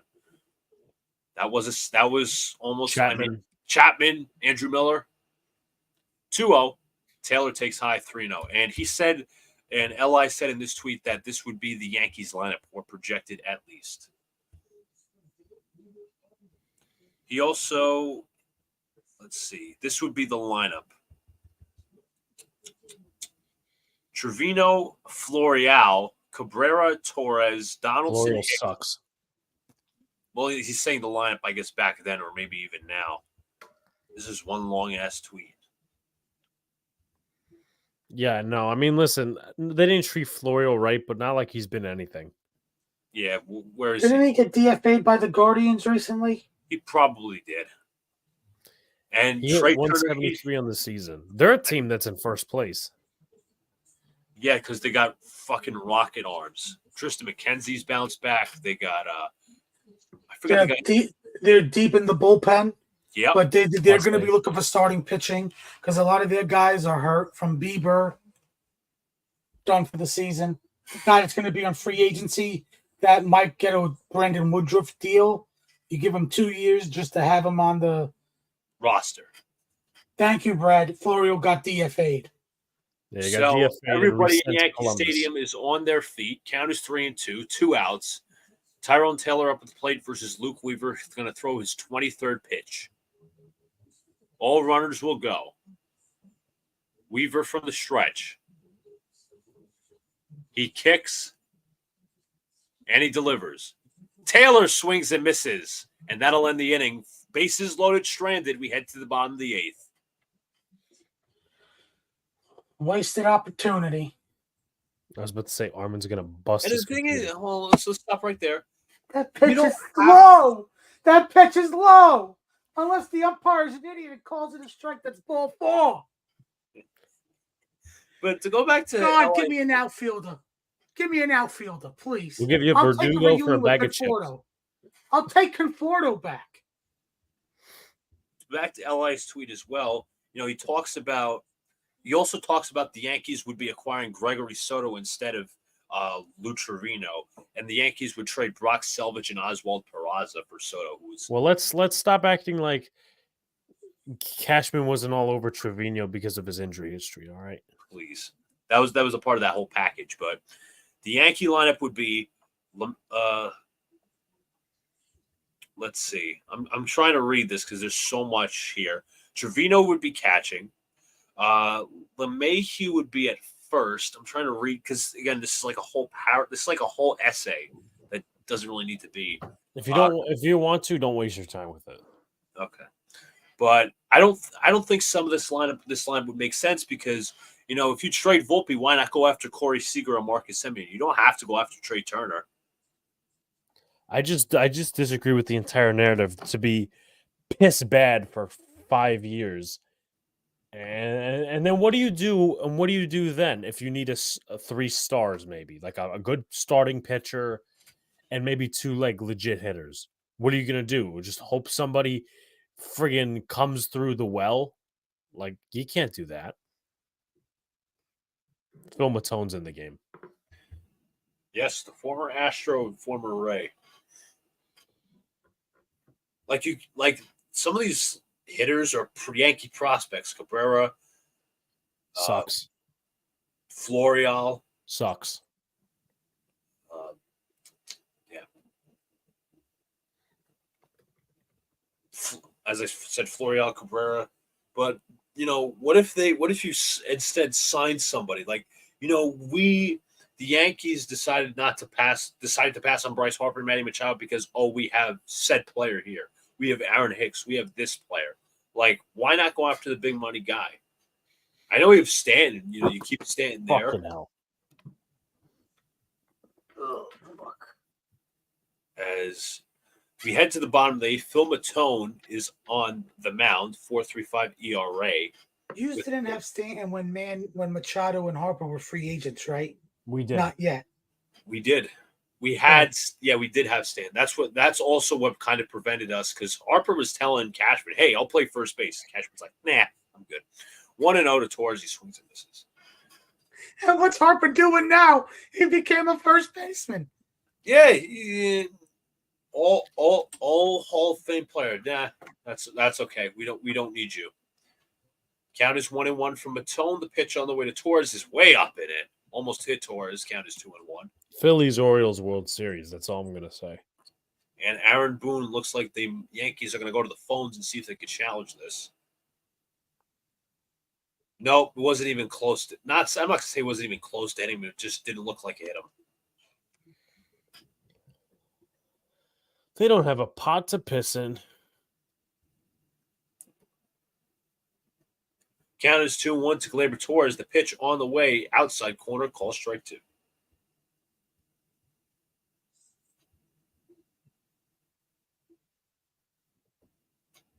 Oh, look who's in the bullpen. Our savior closer. 2-2. Torres takes outside. Might as well hand the Mets the game at this point. Nobody's warming in the Mets bullpen. Then again, too, they might have Tyrone Taylor bat 5 times and then strike out all of them. Also, as well, Gary tweeted, Jason Dominguez should either be traded this week or called up at the deadline to help the team. Motherfucker. Count is 3-2. Torres, the pitch, and he swings and misses because he's fucking useless. 1 gone. You guys want Gleyber Torres on the Mets? Where are we going to play him? I got McNeil and Iglesias. Exactly. And DH. then Ronnie Mauricio coming back next year. Yes. DH. We got JD Martinez, the DH. He'd be Alex Torres would be pretty useless DH if he can't. I got a deal for you. I got a Ottavino for Verdugo. Nope. Both are Verdugo rental. hit this one in the right. This ball is just foul.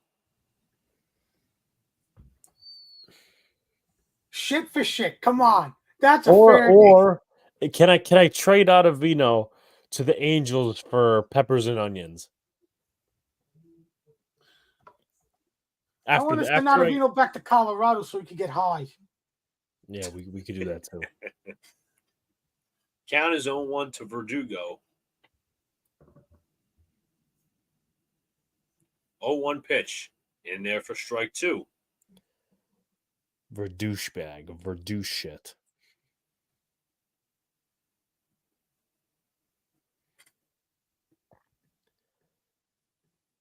Listen, if you're going to lose the Philly series, just at least win the first game. Oh, boy. 0-2, and this one's chopped off of Verdugo's leg. He'll walk it off. But it's nice to know that Marcus Stroman's going at fans. I'm not going to mention the topic because it's quite sensitive. It's a political thing, isn't it? It's something that happened recently. I'll just say that. I'm not going to say what it's about. He's going at Yankee fans? He's going at fans because they're not doing something, but they're not tweeting in support of whoever. But Stroman directing his frustrations at the fans. It's one thing to have passion, but to direct to the fans, come on now. 0-2 pitch to Verdugo, and he grounds this ball to first. Easy out.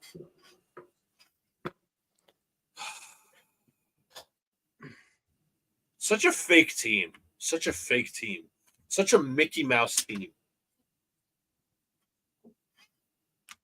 That split with the Rays did nothing for me. They should have won that series. I originally thought they lost that series when we were talking Sunday because we were, doing the football stuff. I forgot the game was the next day on Monday, the 4th game we split. That doesn't move me at all. I'm sorry. It doesn't. Why not? Why doesn't it move you, Luca?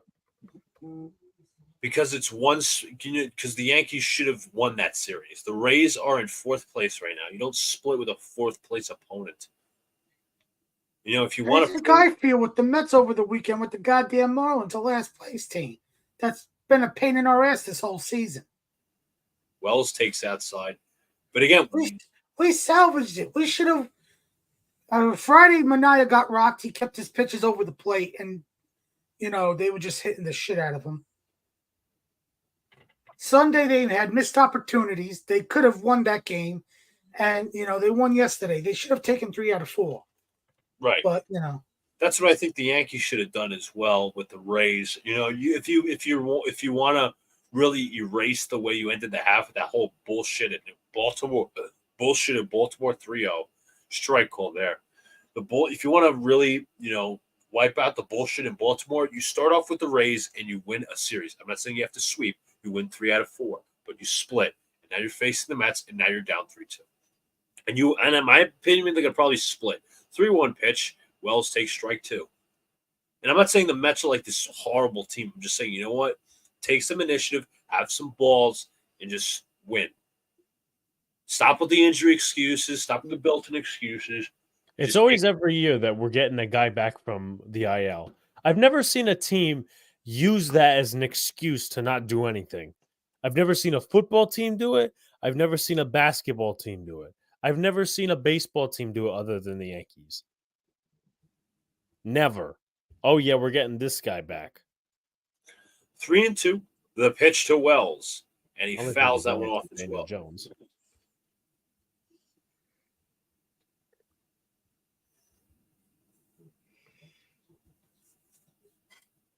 Aaron Hicks, DJ. Goes on and on and on. 3-2 So pitch. let's just do some trade talk so we get off of having a migraine type of discussion. Okay. So the Chicago Cubs, Jed Hoyer, came out yesterday and basically said, we're selling. Now, mind you, they don't have many rentals. They give you one, they have Hector Neris out of the bullpen. That's one of the rentals that they have. Everybody else, they have Bellinger has that deal with the opt-ins. Yeah. Plus also he's on the IL right now, so I don't know if the team is going to trade for him. There's been reports that they could trade Justin Steele,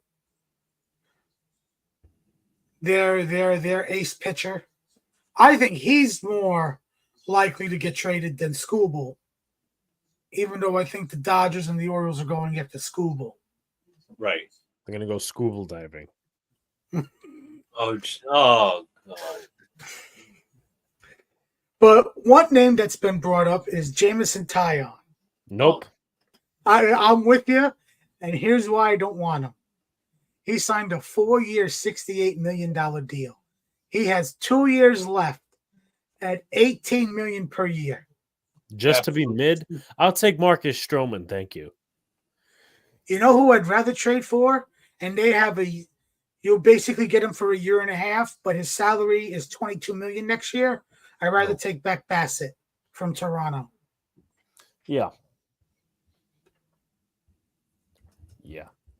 I honestly, hot take, I feel like Neris could be more impactful for the Yankees than Clay Holmes. I feel like Neris is a powerful pitcher. DJ LeGround out strikes again, hits into a force out, end of the inning.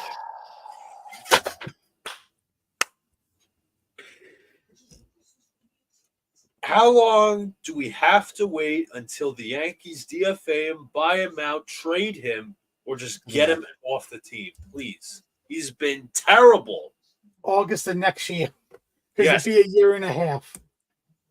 I don't think they want to eat 2 years of his money. They don't want to eat anything because Brian Cashman does not want to be wrong about anything. Drew chops the ball constantly. And guaranteed, you look at the last couple of years with his percentages, he hits most of the ground balls. But, his ground out to air out ratio is worse this year. And his slugging is like 220, 200.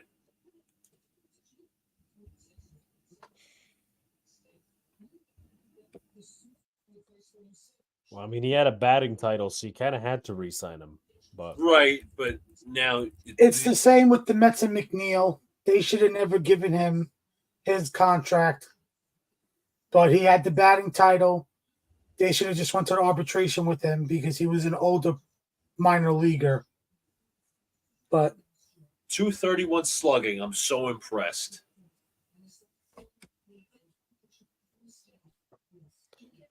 The Yankees continue to be fucking stupid. And what he had, Alex, he had the injury, in 2021 I'm or gonna throw this fucking phone. Alex should have got rid of that phone, but that's okay. We're all joking here. It was either 2021 or 2022 where he fouled the ball off his foot, I don't think that he ever got surgery for that, and he's never been the same since. Alex, help me out here. When did he have that foot injury? I want to say 22. Doesn't mean that's it though.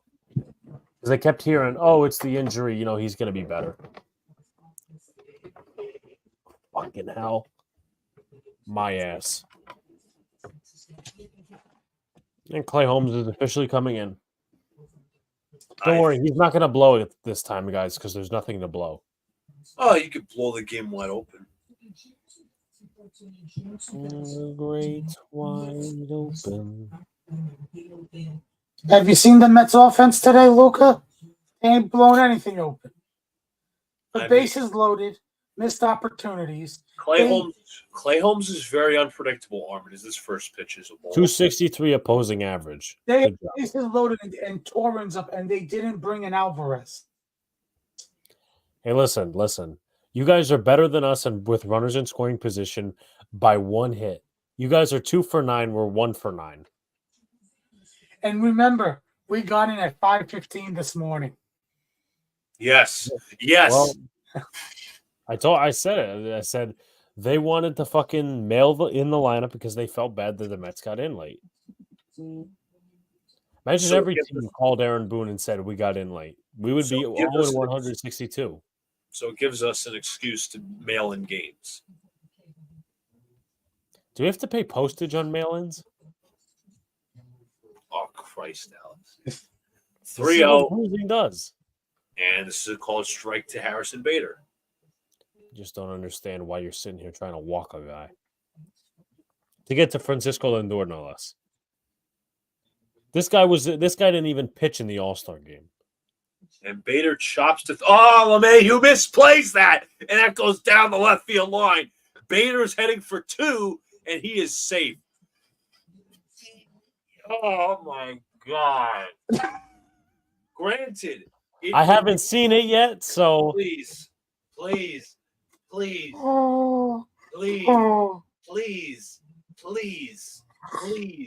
get him off this team. Oh, what the fuck are you doing? Please get him off this team. He's a ground ball machine now. His fielding is declined. My God. As an infielder, you face the ball like this, not try to fucking backhand it. Are you dumb? That's a Brett Beatty play from last year for how bad he was. That's a rookie mistake that DJ LeMahieu did. That's like when you call up a prospect from the minor leagues and they make that mistake. Fucking joke. He's still on this team. Fucking joke. I just tweeted without looking at Twitter because obviously the Hard Knocks spoilers. Send DJ LeMahieu to Jupiter.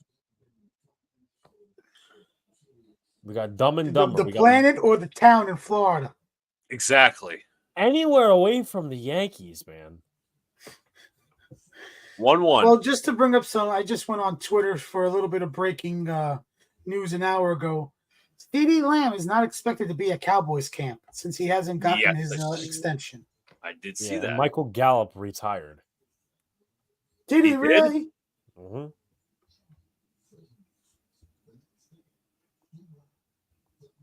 What team was he? Was he still with Raiders. the Cowboys? What? The Raiders. Oh. I mean, look, Lindor is helping out Holmes, and I have no idea why. 1-2, and Lindor strikes out. First out of the inning. Missed opportunity. I think that's what we're going to do from now on. Now the Mets are Jesus Christ. You could have bunted Lindor. You have no outs. You might as well move him over. So here's Brandon Nimmo. He'll be up at the plate. He's 0 for 4 today. He faces off against Holmes. First pitch, and he goes for a pickoff move, and Harrison Bader's gunned down. Missed opportunity.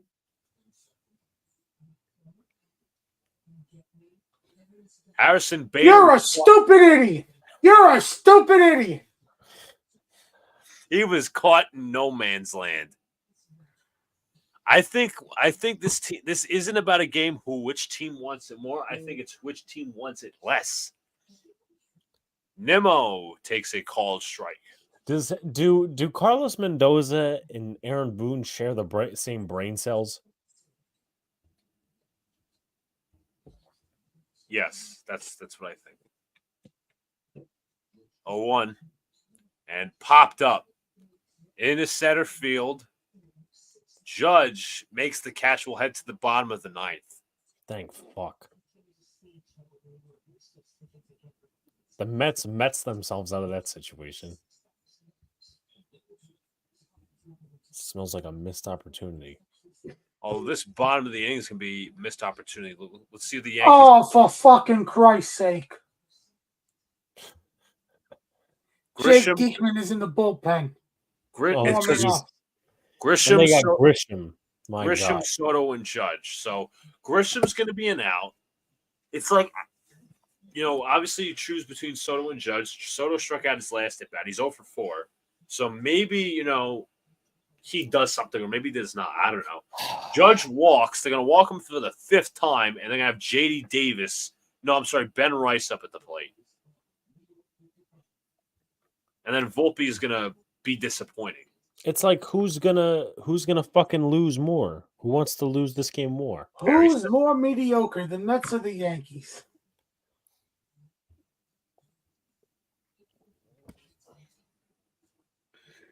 I swear, Mendoza and Boone share the same brain cells. What the hell was Bader thinking? Holy crap.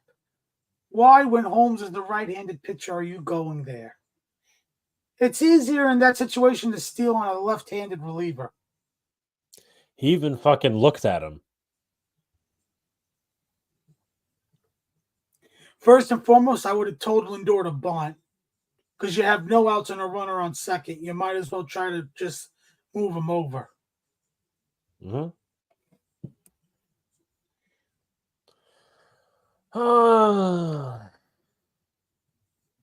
All right, what type of stupidity did the Yankees pull this time? Who knows? Watch. Jake Diekman's going to have his first, great inning for the Mets. And his 5.28 ERA. I guess Harrison Bader wanted to do a favor for his former teammate in Clay Holmes.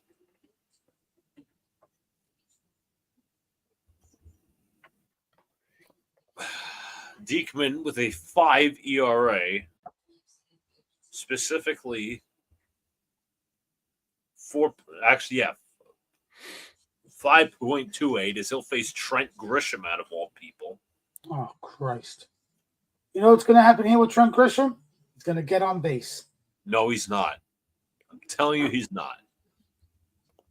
You have no idea how bad Diekman's been. You have no I'm surprised idea. we still have a lead without Avino in the game. When Ottavino came in, we still got the lead, and it wasn't tied up. And this pitch is outside to start 1-0.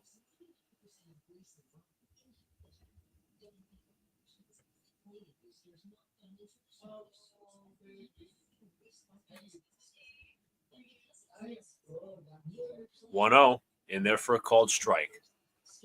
There we go. That's the Trent Grisham we know. Just takes every pitch.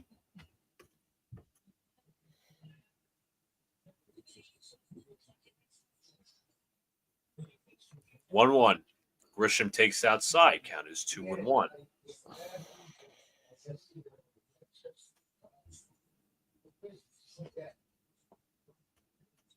This team is something else. 2-1 count the pitch. Strike 2, but that pitch was at his shins. That looked like, that pitch was down. And wow. Robo-ums coming soon. That's a ball. Aaron Boone is just chewing his gum over there, not saying dick to the umpire. Now he is.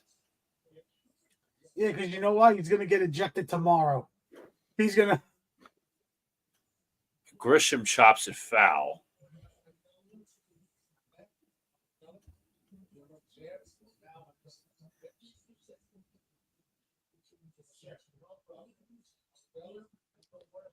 Does this team have any energy, or are they just melatonin? They are melatonin. 2-2. And this one's a high fly ball in center field. Going back Bader to the warning track. He'll make the catch for the first out. Jake Diekman's going to get the save, and that's going to be his reason to stay with the Mets. I got to save against the Yankees.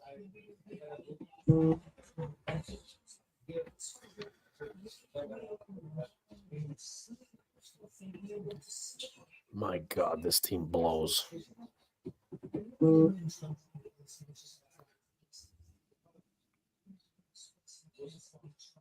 Here is Juan Soto, who's 0 for 4. Pitch. He did not go around, says the third base umpire, Mike Pichlinski. Count is 1-0.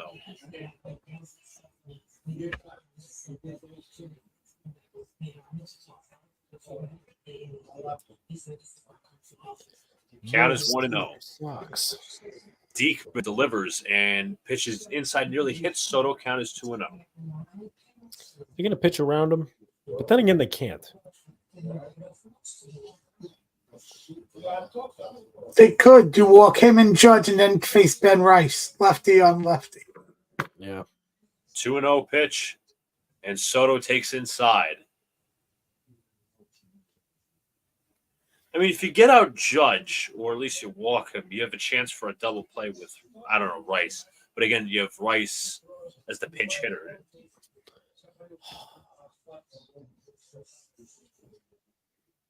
But even after Rice, you get nowhere. What are you talking about? You have Anthony Volpe. Oh, yes. 3-0, and Soto takes a walk. Oh, is that fucking predictable?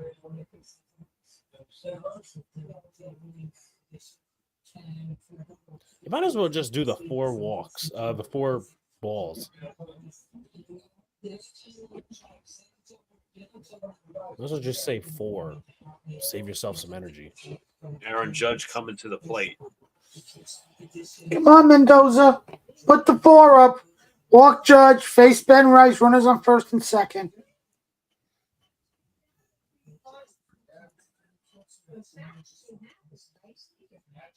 Three walks.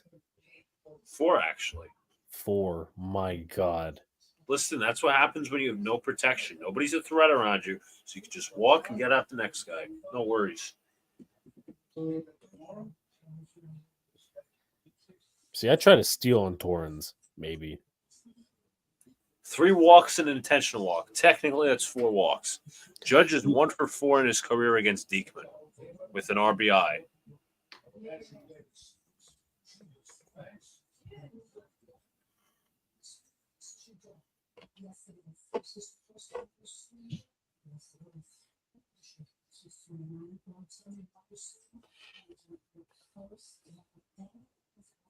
Judge takes in there for a called strike.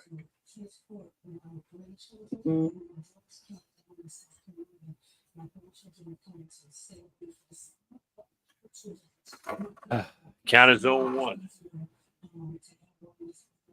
Diekman from the stretch delivers. Downstairs 1-1.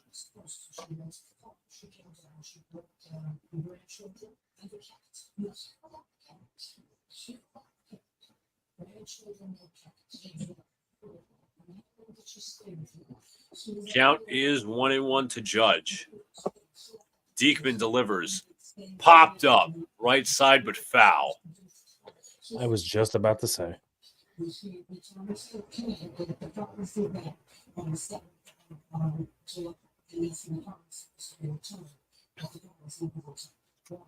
Rice on deck. Judge with 3 walks today.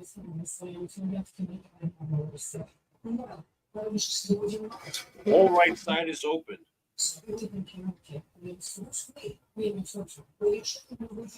Diekman from the stretch.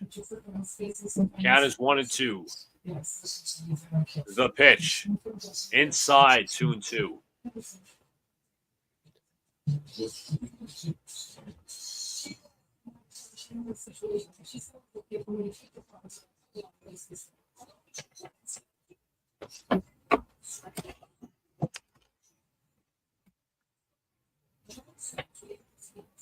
Two.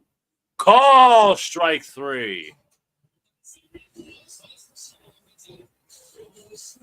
2 outs.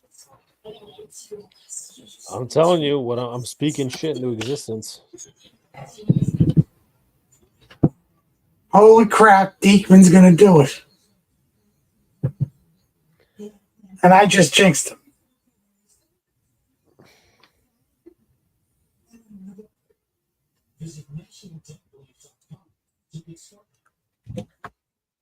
Rice takes a call strike.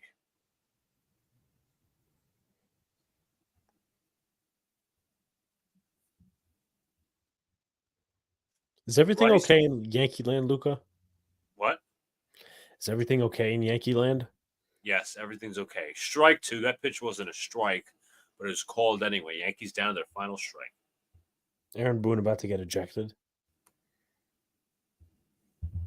In the 9th inning? That would be a lot. Which I'm sorry, who is this that we're talking about? Aaron Boone. Yeah. 0-2. Outside 1-2.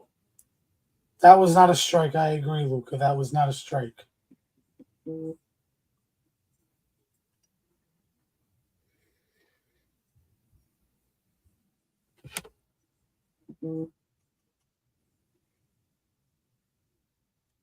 Count 1-2. The pitch high 2-2.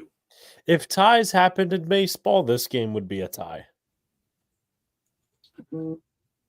There'd be so many ties.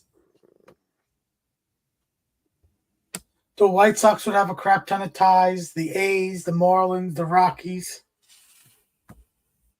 2-2 to Rice. The pitch. Chop foul. Oh, Christ.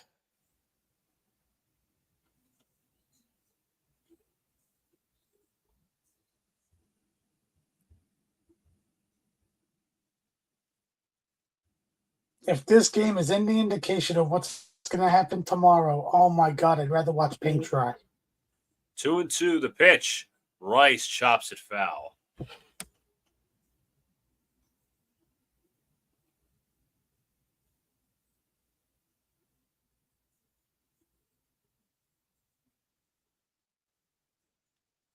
They're shifting for Rice for the most part, shifting him to the right. Right center field is open. Not much to the left side a little bit as two infielders are shaded a little bit on the left. But again, shifting the right side is more the priority. 2-2 pitch. Rice lines it right to McNeil. Fields fires, and the Mets take game one of this series. Oh, thank you. Hallelujah. Unbelievable. Whew. All right. The suctitude continues. Lucas, start with your first thoughts, please. Final thoughts, excuse me. I mean, Tonkin had one of, he's been pretty good for the Yankees this year. This happened to be one of his worst performances, even though it was just a 2-run bomb still. But regardless, the Yankees offense sucks. We know it sucks without Aaron Judge and Juan Soto. My God. Carrying this team. Useless with runners in scoring position. I'll be right back for my final thoughts. Yeah. Let's look up the Yankees runners in scoring position, shall we? The Yankees 1 for 9 with runners in scoring position with 11 men left on base. The Mets 2 for 10 with 8 left on base. So this wasn't a game of like, okay, X team, play better than that. We battled. It was more of a, we just like, how would I put this? Neither team wanted to win. It was almost like neither team wanted to win, but the Yankees didn't want to win less. But regardless, we suck. Yeah, we suck. Another typical loss in Yankee land, but everything's going to be okay, everybody. Armand? We needed that win to hold on to the wild card, but in all honesty, this was dreadful. This offense needs to get, their shit together. I'm talking Nimmo, JD Martinez, Pete. I mean, you just missed pitches either down the middle or even in on you that you would eat. I'm just like, with runners in base, you are not doing it. Like, this offense needs to get their shit together. Or even if they trade for bullpen help, and that's the only thing they do, and this offense stays as quiet as it was, there was a lot of missed opportunities. Bases loaded multiple times this game. Torrens was up. Could have went with Alvarez to pinch hit. I'm going to make the assumption that Alvarez is going to play tomorrow. But got the win. Hopefully the Diamondbacks lose tonight. That would help us out. The Padres. LFGM. And thanks to Luca and Alex for having me. Of course. So another a very boring game at that. 3 hours 25 minutes. So we'll be back tomorrow with a Hard Knocks recap, a Giants first day of camp recap, and all that other good stuff leading up to the end of the weekend after that as well. Thank you to everybody who came in through the chat. Thank you to the panel as usual, including Sir Armand. And we will see you next time.